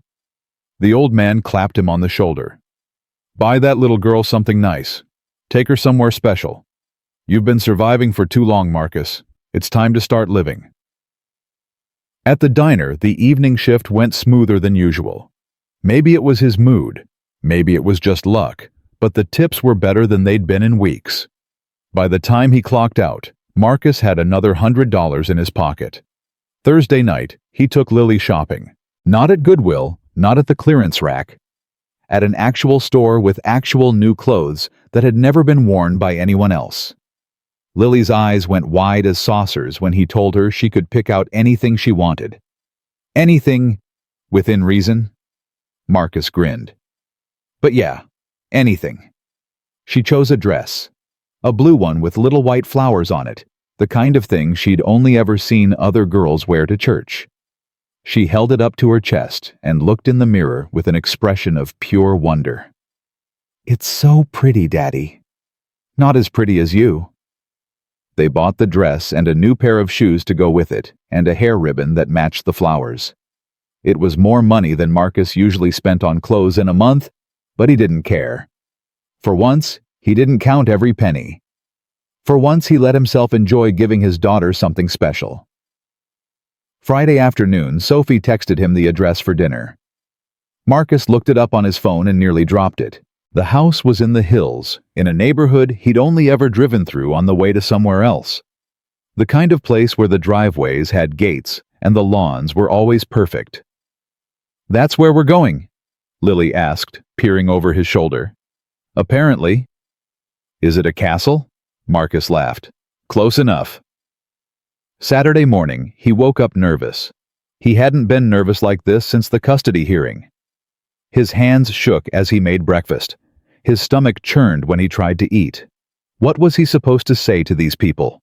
How was he supposed to act? He was a mechanic and a waiter. They were clearly wealthy beyond anything he could imagine. What if they looked down on him? What if they treated him like charity case? What if Lily felt out of place and uncomfortable? "Daddy, you're burning the eggs." Marcus blinked and looked down at the pan. Smoke was rising from the scrambled eggs, which had turned from yellow to brown to nearly black while he was lost in thought. "Shoot!" He pulled the pan off the burner and scraped the ruined eggs into the trash. "Sorry, sweetheart. I'll make more. Are you nervous about dinner?" Marcus turned to look at his daughter. She was watching him with those big brown eyes, too perceptive for her own good. "A little," he admitted. "Why?" Good question. Why was he nervous? These people had invited him. They wanted him there. Judge Caldwell had called him a good man. Sophie and Maya had been nothing but kind. "I guess I'm just not used to this," Marcus said slowly. "Being invited to nice places. Being thanked for things. Having people actually want to spend time with us." Lily considered this. "Mrs. Patterson wants to spend time with us." "That's different. Mrs. Patterson is like family." "So maybe these people will be like family too." Marcus stared at his daughter. Sometimes she said things that stopped him in his tracks that made him wonder if she was really only 6 years old. "When did you get so wise?" he asked. "You keep asking me that." "Because you keep surprising me." He made fresh eggs and they ate breakfast together at the tiny kitchen table. After he helped Lily take a bath and carefully combed her hair while it was still wet. She put on her new blue dress and her new shoes and the hair ribbon, and when she stood in front of the mirror, she looked like a different child. "I look pretty," she said, surprised. "You always look pretty." Marcus knelt down to her level. "This dress just helps everyone else see it." He'd bought himself a new shirt too. Nothing fancy, just a clean button-down that didn't have any grease stains on it. He paired it with his best jeans and his least worn boots, and when he looked in the mirror, he thought he looked almost respectable. Almost. They left the apartment at 6:30, giving themselves plenty of time for the drive. The route took them through parts of the city Marcus rarely visited, past the fancy restaurants and the boutique shops, past the high-end car dealerships, and the office buildings, where important people made important decisions. The higher they climbed into the hills, the bigger the houses got. By the time they reached the address Sophie had sent, Marcus was gripping the steering wheel so tight his knuckles had gone white. The Caldwell house wasn't a castle, but it was close. A wrought iron gate opened onto a long driveway that curved through a manicured lawn. The house itself was enormous, 3 stories of stone and glass, with more windows than Marcus could count. There were at least a dozen cars parked along the circular drive, all of them worth more than Marcus made in a year. "Whoa," Lily breathed. "Yeah." Marcus swallowed hard. "Whoa." He parked his battered Honda among the luxury vehicles, feeling like a trespasser. For a moment, he just sat there trying to gather his courage. What was he doing here? These people lived in a different world. They probably had staff butlers, people who cooked their meals and cleaned their rooms. What could they possibly have in common with a broke mechanic from the wrong side of town? "Daddy!" Lily's voice was small. "Are we going in?" Marcus looked at his daughter. She was nervous too, he could see it in her eyes. But she was also excited, curious, ready to step into this unfamiliar world and see what it held. If she could be brave, so could he. "Yeah, baby." He opened his door. "We're going in." They walked up to the front entrance together, hand in hand. Before Marcus could knock, the door flew open. Sophie stood there grinning from ear to ear. "You came..." She threw her arms around Marcus in a hug that caught him completely off guard. "We weren't sure if you would, but you came..." "Of course we came." Marcus patted her back awkwardly. "You invited us." Maya appeared behind her sister, equally excited. "Is this Lily?" "Oh my God, she's even cuter than you described." She dropped to her knees in front of Lily, bringing herself to the little girl's level. "Hi, Lily. I'm Maya. Your dad helped us when our car broke down. He's kind of a hero, you know." Lily looked up at Marcus, then back at Maya. "He's my daddy." "The best kind of hero." Maya smiled warmly. "Do you want to see our game room? We have every video game in existence. Well, almost every video game." Lily's eyes went wide. "Really? Cross my heart. Sophie, show Marcus inside. I'm going to give this little princess a tour." She held out her hand, and Lily, after a quick glance at Marcus for permission, took it. They disappeared into the house, Maya chattering excitedly about all the games they were going to play. "She's great with kids," Sophie said, watching them go. "She always wanted to be a teacher, but Dad pushed her toward business school. And you, law school." Sophie rolled her eyes. "Because apparently our family needs another lawyer. Come on, let me show you around." The inside of the house was even more impressive than the outside. High ceilings, artwork on the walls, furniture that looked like it belonged in a museum. Marcus felt like he should be watching where he walked, afraid to touch anything. "Relax," Sophie said, clearly reading his discomfort. "It's just a house. A stupidly big house, but still just a house. It's bigger than my entire apartment building. I know. Believe me, Maya and I would trade it for something smaller in a heartbeat. Somewhere that actually felt like a home." She led him toward the back of the house. "Dad's on the patio. He's been looking forward to seeing you all week." They walked through a set of glass doors onto a terrace that overlooked the city below. Judge Caldwell was standing at the railing, gazing out at the view. He'd traded his black robes for a casual sweater and jeans, and he looked younger somehow. More human. "Marcus." He turned and extended his hand. "I'm glad you came." Marcus shook it firmly. "Thank you for inviting us, Your Honor. Please call me Harrison, or Ben if you prefer. I'm not a judge right now. I'm just a father trying to make up for lost time." Sophie touched Marcus's arm. "I'm going to check on Maya and Lily. You two talk." She slipped back inside, leaving Marcus alone with the man who had changed his life. For a moment, neither of them spoke. They just stood there looking out at the city lights beginning to twinkle on as dusk settled over the hills. "Beautiful view," Marcus finally said. "It is." Harrison nodded. "I used to love sitting out here watching the sunset, but somewhere along the way I stopped noticing. too busy with work. Too focused on the next case, the next ruling, the next thing. I forgot to actually look. I know what you mean. Harrison turned to face him. Do you? I work 2 jobs, 14-hour days, sometimes longer. There are whole weeks where I barely see Lily awake. I tell myself it's for her, that I'm doing it to give her a better life. But sometimes I wonder if I'm missing the life I'm supposed to be giving her. That's exactly it. Harrison's voice was heavy with regret. I told myself the same thing for 20 years, working for the family, providing for the family.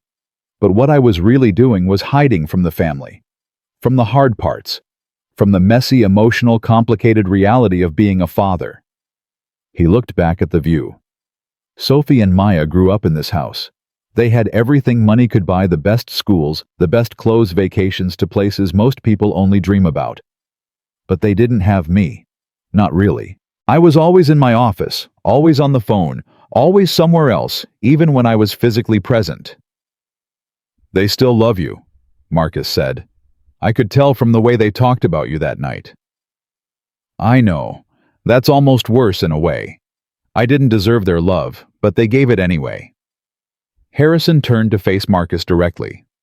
That's why I wanted to meet you, to thank you properly, not just for helping them that night, but for showing me something I needed to see. What's that?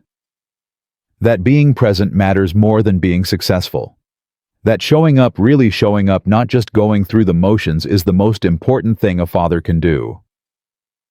Marcus thought about all the nights he'd come home after midnight, too exhausted to do anything but kiss Lily's forehead and collapse on the couch. All the school events he'd attended with his eyes half closed. All the bedtime stories he'd rushed through because he still had to get to his second job. I'm not sure I'm the best example, he admitted. I'm barely holding it together most days. But you're holding it together for her. Harrison put a hand on his shoulder. That's the difference. Everything you do, every sacrifice you make, it's for Lily. Not for your career, not for your ego, for her. She's all I have. Then you have everything that matters. They stood in silence for a moment, 2 fathers from very different worlds, connected by something deeper than circumstance. My daughters want to make this a regular thing, Harrison said. Dinners, outings, they've taken quite a shine to you and Lily. I noticed. Maya practically kidnapped her the second we walked in. Harrison laughed. She's always wanted siblings, someone to dote on, to take care of. I think Lily might fill that void quite nicely. Lily would love that. She doesn't have any family besides me. No grandparents, no aunts or uncles. It's just been the 2 of us for so long. Then perhaps it's time for that to change. Harrison extended his hand again. What do you say, Marcus? Would you be willing to let us into your life, to let us become something like family? Marcus looked at the hand, then at the man offering it. A week ago, this would have seemed impossible. A judge, a wealthy stranger inviting a broke mechanic to be part of his world. But after everything that had happened, the storm, the courtroom, the verdict, impossible, didn't seem so impossible anymore. I'd like that, Marcus said, shaking Harrison's hand. I'd like that very much. The glass door slid open, and Lily came running out onto the terrace. Daddy! Daddy! They have a swimming pool inside the house. Maya and Sophie followed close behind, both laughing. We told her she could come back and swim sometime, Sophie explained. Hope that's okay. Can I? Daddy, please? Marcus looked at his daughter, her face glowing with excitement, her new dress swirling around her knees as she bounced on her toes. Then he looked at Sophie and Maya, at Harrison, at this family that wanted to welcome them in. Yeah, baby, he said, feeling something warm spread through his chest. You can definitely come back and swim. Dinner was served in a dining room that could have held Marcus's entire apartment. But despite the grandeur, the atmosphere was casual, warm, even chaotic. Maya and Sophie bickered over who got the last role. Harrison told embarrassing stories about his daughter's childhoods. Lily, after some initial shyness, opened up and started chattering about her school, her friends, her favorite cartoon. By the time dessert arrived, chocolate cake that Lily declared the best she'd ever tasted, Marcus felt something he hadn't felt in years. He felt like he belonged. "Sophie made the cake," Maya announced. "She's been stress baking all week, worried you wouldn't come." "I was not worried." Sophie's cheeks flushed pink. "I was just prepared for multiple outcomes." "She made 3 different cakes, just in case." Maya. The sisters dissolved into laughter, and Marcus found himself laughing too. It felt strange, almost foreign, this easy joy, this comfortable camaraderie. He'd forgotten what it was like to be part of something bigger than just himself and Lily. After dinner, Maya taught Lily how to play a racing video game in the game room, while Sophie and Marcus sat on a balcony overlooking the pool. "She's amazing," Sophie said, watching Lily through the glass doors. "So bright, so happy. You've done an incredible job with her." "She makes it easy." "I doubt that's true." Sophie turned to face him. "Being a single parent can't be easy, especially with everything you've been through." Marcus shrugged. "You do what you have to do." "See, that's the thing." Sophie leaned forward. "Most people don't. Most people take the easy way out. They give up. They walk away. They prioritize themselves over their kids. Like your father did." The words came out before Marcus could stop them. He winced immediately. "I'm sorry. That was... No, it's okay." Sophie's voice was quiet, but not angry. "You're right. He did walk away in his own way. He was there physically, but not emotionally, not when it mattered. He's trying to change. I know, and I appreciate it. But there's a difference between trying to make up for lost time and never losing it in the first place." She looked at Marcus with something like admiration. "You never lost that time with Lily. Even when you were working yourself to death, even when you could barely keep your eyes open, you were there. You showed up. That matters." Marcus didn't know what to say. He wasn't used to being praised, wasn't used to people seeing value in the life he'd been struggling through. "Thank you," he finally managed. "For saying that, for seeing that. Thank you for stopping that night." Sophie's eyes glistened. "You saved us, Marcus. Not just from the storm. You saved our family. Because of you, my father is finally trying to be a real dad. Because of you, Maya and I might finally get the relationship with him we always wanted. I just gave you a ride to a hotel." "You did so much more than that." She reached over and squeezed his hand. "You showed us what a real father looks like. Someone who puts his child first no matter what. Someone who shows up even when it's hard. You gave us hope." Marcus looked through the glass doors at his daughter, who was laughing at something Maya had said, her face bright with joy. "She's the one who gave me hope," he said softly. "Every single day." They sat in comfortable silence, watching the stars appear one by one in the darkening sky. When it was finally time to leave, Lily was half asleep on Maya's shoulder, worn out from the excitement of the evening. Maya carried her to the car like she was something precious, settling her gently in the back seat. "Same time next week?" Sophie asked. Marcus looked at his daughter at the twins at Harrison standing in the doorway of his enormous house. "Same time next week," he agreed. He drove home through quiet streets, Lily dozing in the back, the lights of the city twinkling around them. The apartment would still be small when they got there. The couch would still be uncomfortable. The fridge would still be mostly empty. But none of that mattered anymore, because they weren't alone anymore. They had people who cared about them. People who saw their worth, who wanted to be part of their lives, who had opened their doors and their hearts to a broke mechanic and his 6-year-old daughter. Family. Not by blood, but by choice. And sometimes Marcus was learning that was the strongest kind of all. The weeks that followed felt like a dream Marcus was afraid to wake from. Every Saturday, he and Lily drove up to the Caldwell house for dinner. Every Saturday, the twins greeted them like family. Every Saturday, Harrison pulled Marcus aside for conversations that felt less like small talk and more like the kind of deep, meaningful discussions Marcus hadn't had since his own father passed away years ago. And slowly, almost imperceptibly, things began to change.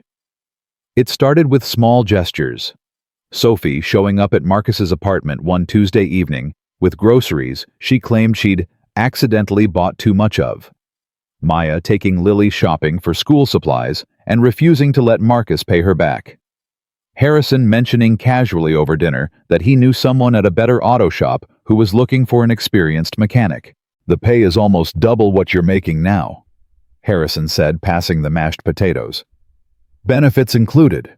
Regular hours. You'd actually get to see your daughter awake during the week." Marcus set down his fork. "Harrison, I appreciate it, but I can't just—" "You can't just what? Take a job that would improve your life. Give Lily a father who isn't exhausted all the time." Harrison's voice was gentle but firm. "Marcus, you've spent 3 years proving you're willing to sacrifice everything for your daughter. But sacrifice isn't supposed to be permanent. It's supposed to be a bridge to something better." "He's right, you know." Sophie reached over and touched Marcus's arm. "You deserve good things too, not just Lily. You." Marcus looked around the table at the faces watching him. Lily, who had stopped eating to listen with wide eyes. Maya, nodding encouragingly. Sophie, her hand still warm on his arm. Harrison waiting patiently for an answer. These people, these strangers who had become family in the span of a few weeks. They saw something in him that he'd stopped seeing in himself a long time ago. Worth. "Okay," he heard himself say. "I'll talk to them." The interview was the following Thursday.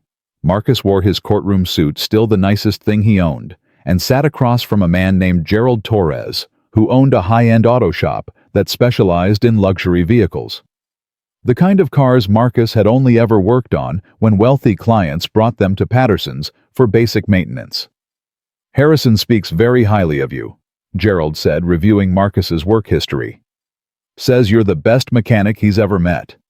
He's never seen me work on a car." "No, but his daughter has." Gerald smiled. "Sophie told him about that night on the highway, how you diagnosed her Mercedes in the middle of a thunderstorm without any tools. That takes skill." Marcus shifted uncomfortably. It was just a bad battery connection. Anyone could have spotted it. "Anyone could have kept driving, you mean?" Gerald closed the folder. "Look, Marcus, I don't care about your resume. I care about character, and everything I've heard tells me you're the kind of man I want working in my shop." He slid a piece of paper across the desk. "That's the offer. Salary, benefits, the whole package. Take a few days to think about it." Marcus looked at the number on the paper and felt his heart stop. It was more money than he'd ever made in his life. More than both his current jobs combined. With benefits, health insurance, dental, paid vacation. Things he'd only ever dreamed about. "I don't need a few days," Marcus said, his voice barely above a whisper. "I'll take it." He started the new job the following Monday. The work was challenging. Luxury vehicles required precision and expertise that pushed Marcus's skills to their limits. But he was good at it. Better than good. Within a month, he was handling the shop's most complex repairs. Within 2 months, Gerald was talking about making him a senior mechanic. And for the first time in 3 years, Marcus was home for dinner every night. "Daddy, you're here," Lily would shout when she heard his key in the lock, running to throw herself into his arms. Every single day, the same greeting, the same joy. Like she still couldn't quite believe it was real. Marcus couldn't quite believe it either. They ate dinner together at the tiny kitchen table. They did homework together on the couch. They read bedtime stories that Marcus didn't have to rush through anymore, stories that stretched and wandered and sometimes turned into hour-long adventures that left them both laughing. On weekends, they still went to the Caldwell house. But now there were other outings too. Maya took Lily to the zoo one Saturday while Marcus was at work. Sophie helped her study for a spelling test. Harrison taught her to play chess, claiming she was already better than both his daughters combined. "That's not saying much," Sophie retorted. "Maya still doesn't know how the night moves." "I know how it moves. I just choose to ignore the rules." "That's called cheating, Maya. That's called creative strategy. Lily giggled at their bickering, and Marcus felt something warm bloom in his chest. This was what family was supposed to feel like. Loud and messy, and full of love.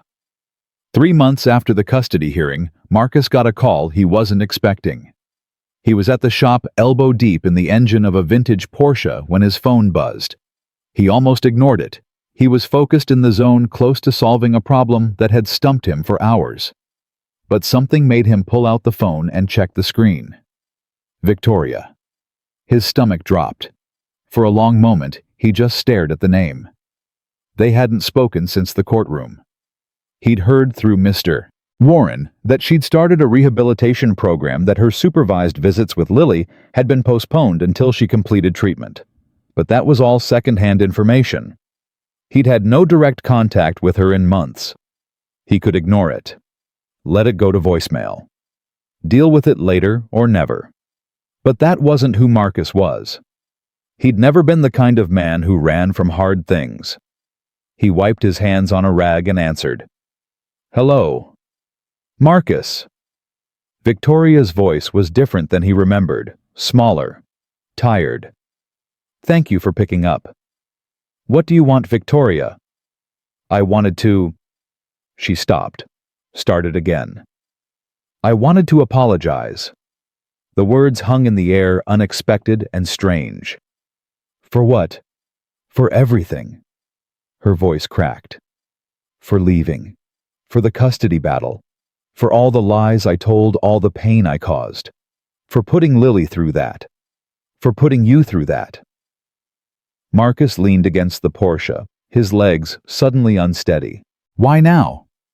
"Because I'm 60 days sober, and my therapist says I need to make amends to the people I've hurt." She laughed bitterly. "But that's not the real reason. The real reason is that I've been thinking about Lily, about what I did to her, what I almost did to her. You tried to take her away from me." "I know. You tried to take her away from the only parent who was actually there for her." "I know." Victoria's voice was a whisper now. "And I'm sorry. I'm so sorry, Marcus. I was selfish and angry, and I convinced myself that I deserved her back, that money could make up for all the time I'd lost. But it couldn't. Nothing could." Marcus closed his eyes. He'd imagined this conversation 100 times. In his imagination, he'd been angry, righteous. He'd told Victoria exactly what he thought of her, made her feel every ounce of the pain she'd caused. But now that it was actually happening, he didn't feel any of that. He just felt tired and sad, and underneath it all, something that might have been pity. "What do you want from me, Victoria?" "I don't want anything. I just wanted you to know that I'm sorry, and that I'm going to do better. Not for you, not even for Lily, but for myself, because I can't keep living the way I've been living." "That's good." Marcus didn't know what else to say. "That's good, Victoria." "I'm not asking for anything," she continued quickly. "I know I don't deserve another chance. I know the supervised visits are on hold until I finish treatment. I'm okay with that. I'm going to do the work. I'm going to get better. And maybe someday, if Lily wants to know me, I'll be someone worth knowing." Marcus thought about his daughter, about the nightmares she'd had in the weeks after Victoria's call that day, the one where she'd told Lily she might have to leave, about the fear in her eyes when she'd asked if they were going to be okay. Victoria had caused that fear. Victoria had put that weight on a 6-year-old's shoulders. But Victoria was also Lily's mother, and someday Lily might want to understand where she came from. Might want to know the woman who had given her life, even if that woman had walked away from it. "Get better," Marcus finally said. "Do the work, and maybe someday we can talk about what comes next." "Thank you." Victoria's voice was thick with tears. "Thank you, Marcus." "Don't thank me. Just get better. For real this time." He hung up and stood there for a long moment, staring at the phone in his hand. Then he slipped it back in his pocket and returned to the Porsche. Some things couldn't be fixed overnight. Some damage took years to repair. But that didn't mean it wasn't worth trying. That Saturday, Marcus told Harrison about the call. They were on the terrace again watching the sun set over the city, while Lily and the twins played some elaborate game involving a blanket fort in the living room. "How do you feel about it?" Harrison asked. "I don't know." Marcus shook his head. "Part of me is still angry. Part of me wants to tell her to stay the hell away from us forever. But another part wants Lily to have a mother." "Yeah," Marcus sighed. "Is that stupid?" "It's human." Harrison swirled the coffee in his mug. "I've spent 18 years on the family court bench, Marcus. I've seen every kind of custody battle you can imagine. Messy ones, bitter ones, ones that dragged on for years and destroyed everyone involved. And the ones that turned out best. They weren't the ones where one parent won and the other lost. They were the ones where both parents figured out how to put their child first. Even when they hated each other. Even when it was hard." Marcus looked at him. "You think I should give Victoria another chance?" "I think you should wait and see. Let her prove she's changed. Let Lily decide when she's old enough what kind of relationship she wants with her mother." Harrison met his eyes. "But don't close the door completely, for Lily's sake if nothing else." Marcus nodded slowly. "That's pretty good advice." "I've had a lot of practice." Harrison smiled. "Giving advice to other people is easy. Following it yourself is the hard part. Speaking from experience. More than I'd like to admit." Harrison's smile faded. "I spent 20 years putting my career ahead of my daughter's. 20 years of missed recitals and forgotten birthdays and broken promises. And now I'm trying to make up for it, trying to be the father I should have been all along. But I can't get that time back. I can only do better going forward." "Sophie and Maya seem to have forgiven you." "They're working on it. We all are." Harrison looked toward the house where laughter was spilling out from the blanket fort. "That's what family is, Marcus. Not perfection. Just people trying to do better. Trying to love each other, even when it's hard. Trying to show up day after day, even when you've failed before." Marcus thought about those words for a long time after.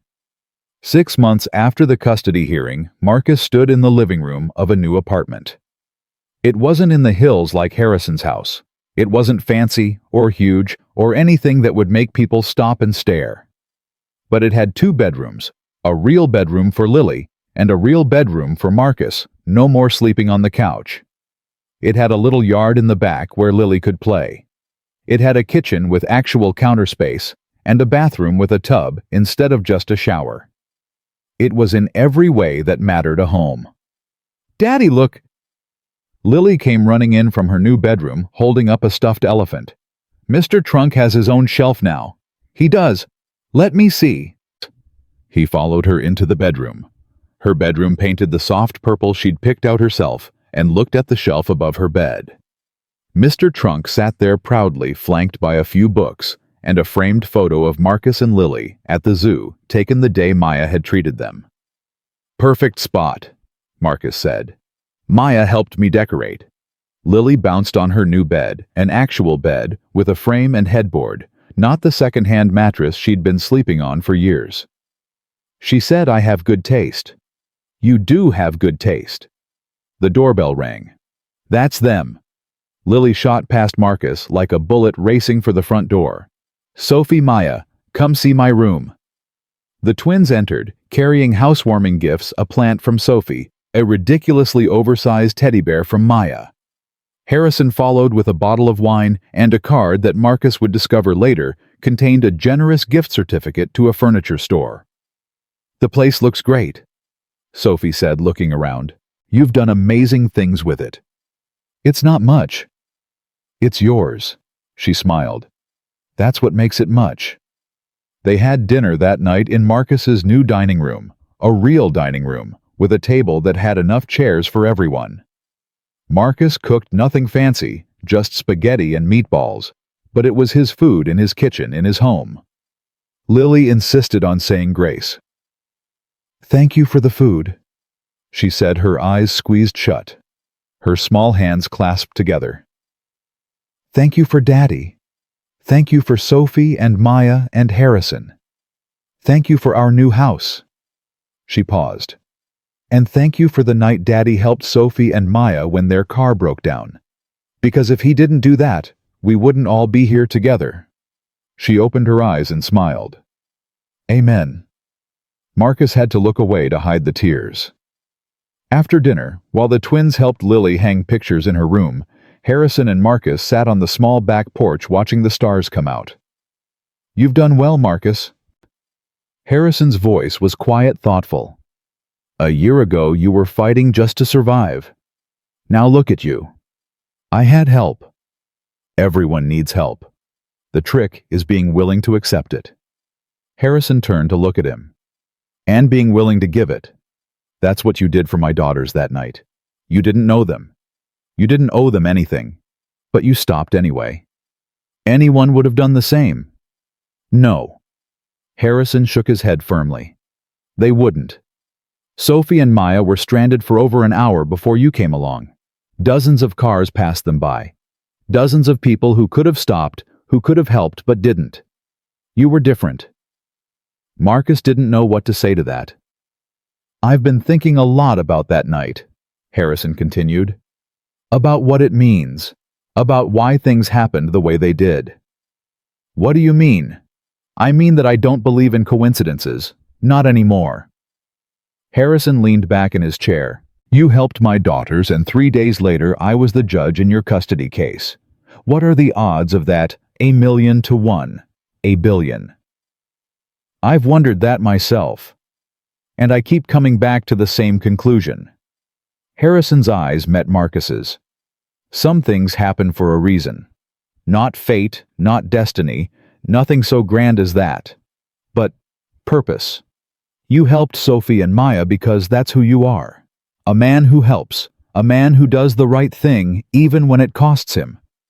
And because you're that kind of man, everything else followed." Marcus thought about the storm. About the choice he'd made to stop when he could have kept driving. About how that single decision had rippled outward, touching lives he never could have imagined. "I almost didn't stop," he admitted. "I was exhausted. I had so many problems of my own. And there was this voice in my head telling me to keep driving, to mind my own business, to let someone else deal with it." "But you didn't listen." "No." "Why not?" Marcus was quiet for a long moment. "Because of Lily," he finally said. "I thought about her, about what it would mean if she was ever stranded somewhere scared and alone. I thought about what kind of man I wanted to be, what kind of father I wanted to be, and I knew that if I drove past those girls, I'd be teaching Lily that it's okay to look away when someone needs help." Harrison nodded slowly. "You taught her the opposite lesson instead." "I hope so." "You did." Harrison's voice was certain. "Believe me, Marcus, you did." They sat in silence as the stars grew brighter overhead. Inside, Lily's laughter echoed through the house, mixing with Sophie's and Maya's. The sound of family. The sound of home. 1 year later, Marcus stood in the same courthouse where he'd fought for custody of his daughter. But this time, he wasn't there to fight. He was there to watch. Sophie had passed the bar exam. She was being sworn in as a lawyer, and she'd asked Marcus to be there. "You're the reason I went into family law," she'd told him. "Watching what you went through, seeing how broken the system can be, I knew I wanted to help people like you. People who deserve a fair chance." The courtroom was packed. Maya sat in the front row, bouncing with excitement. Harrison was next to her, dressed in his judge's robes. He'd taken a break between cases to attend. Lily sat on Marcus's lap, wearing her nicest dress and asking questions in a loud whisper. "Is Sophie going to be a judge like Harrison? Maybe someday. Right now, she's becoming a lawyer. What do lawyers do? They help people. They fight for people who can't fight for themselves." Lily considered this. Like you fight for me. Marcus's heart swelled. Yeah, baby, exactly like that. Sophie took her oath with her hand on a Bible and tears in her eyes. When it was done, when she'd officially become an attorney, she walked straight to Marcus and hugged him. Thank you, she whispered. For everything. I didn't do anything. You did more than you know. She pulled back, wiping her eyes. You showed me what courage looks like, what sacrifice looks like, what it means to never give up on the people you love. Marcus didn't have words. He just hugged her again. Later at the celebration dinner held at a fancy restaurant that Marcus still felt slightly out of place in, Harrison stood and raised his glass. To Sophie, he said, my brilliant, determined, compassionate daughter. You're going to change lives. I'm sure of it. Everyone drank. Sophie blushed. And to Marcus. Harrison continued, turning to face him. The man who changed our lives first, who reminded us what family means, who taught us that kindness isn't weakness, it's the strongest thing there is. Marcus felt every eye in the room on him, felt Lily squeeze his hand under the table. To Marcus, everyone echoed. He raised his glass, not trusting himself to speak. After dinner, as they walked to the parking lot, Lily tugged on Marcus's sleeve. Daddy. Yes, sweetheart. Are we happy now? Marcus stopped walking. He looked down at his daughter, 7 years old now, tall and bright and confident in a way she hadn't been a year ago. He looked back at the restaurant where Harrison and the twins were still laughing and talking. He thought about the home waiting for them, the job that fulfilled him, the family that had grown around them like vines around a trellis. Yeah, baby, he said, his voice thick. We're happy now. Good. Lily smiled up at him. I like being happy. Me too. They walked to the car hand in hand, father and daughter, their shadows stretching long in the evening light. Marcus thought about the storm that had started it all, about the choice he'd made to stop when he could have kept driving, about how one act of kindness had rippled outward, changing everything. He'd been so scared that night, so tired, so close to giving up. But he'd stopped anyway. And because he stopped, 2 strangers became family. A broken system delivered justice. A little girl got to stay with the father who loved her. And a man who'd been surviving for years finally learned how to live. Sometimes the smallest decisions carry the biggest weight. Sometimes helping a stranger helps you more than you could ever imagine. Sometimes the people you save become the people who save you. Marcus had learned these lessons the hard way through storms and courtrooms and sleepless nights, but he'd learned them, and he would never forget. He opened the car door for Lily, watched her climb inside, buckled her seatbelt with the same care he'd shown her every day of her life. Ready to go home? He asked. Ready. He started the engine and pulled out of the parking lot, his daughter safe beside him, his heart full of a peace he'd almost stopped believing was possible. The road stretched out ahead of them, dark and endless, full of uncertainty. But Marcus wasn't afraid anymore. He'd learned that the darkness wasn't something to fear. It was just the space between one act of kindness and the next. And as long as he kept choosing kindness, kept stopping when he could keep driving, kept helping when he could look away, kept loving.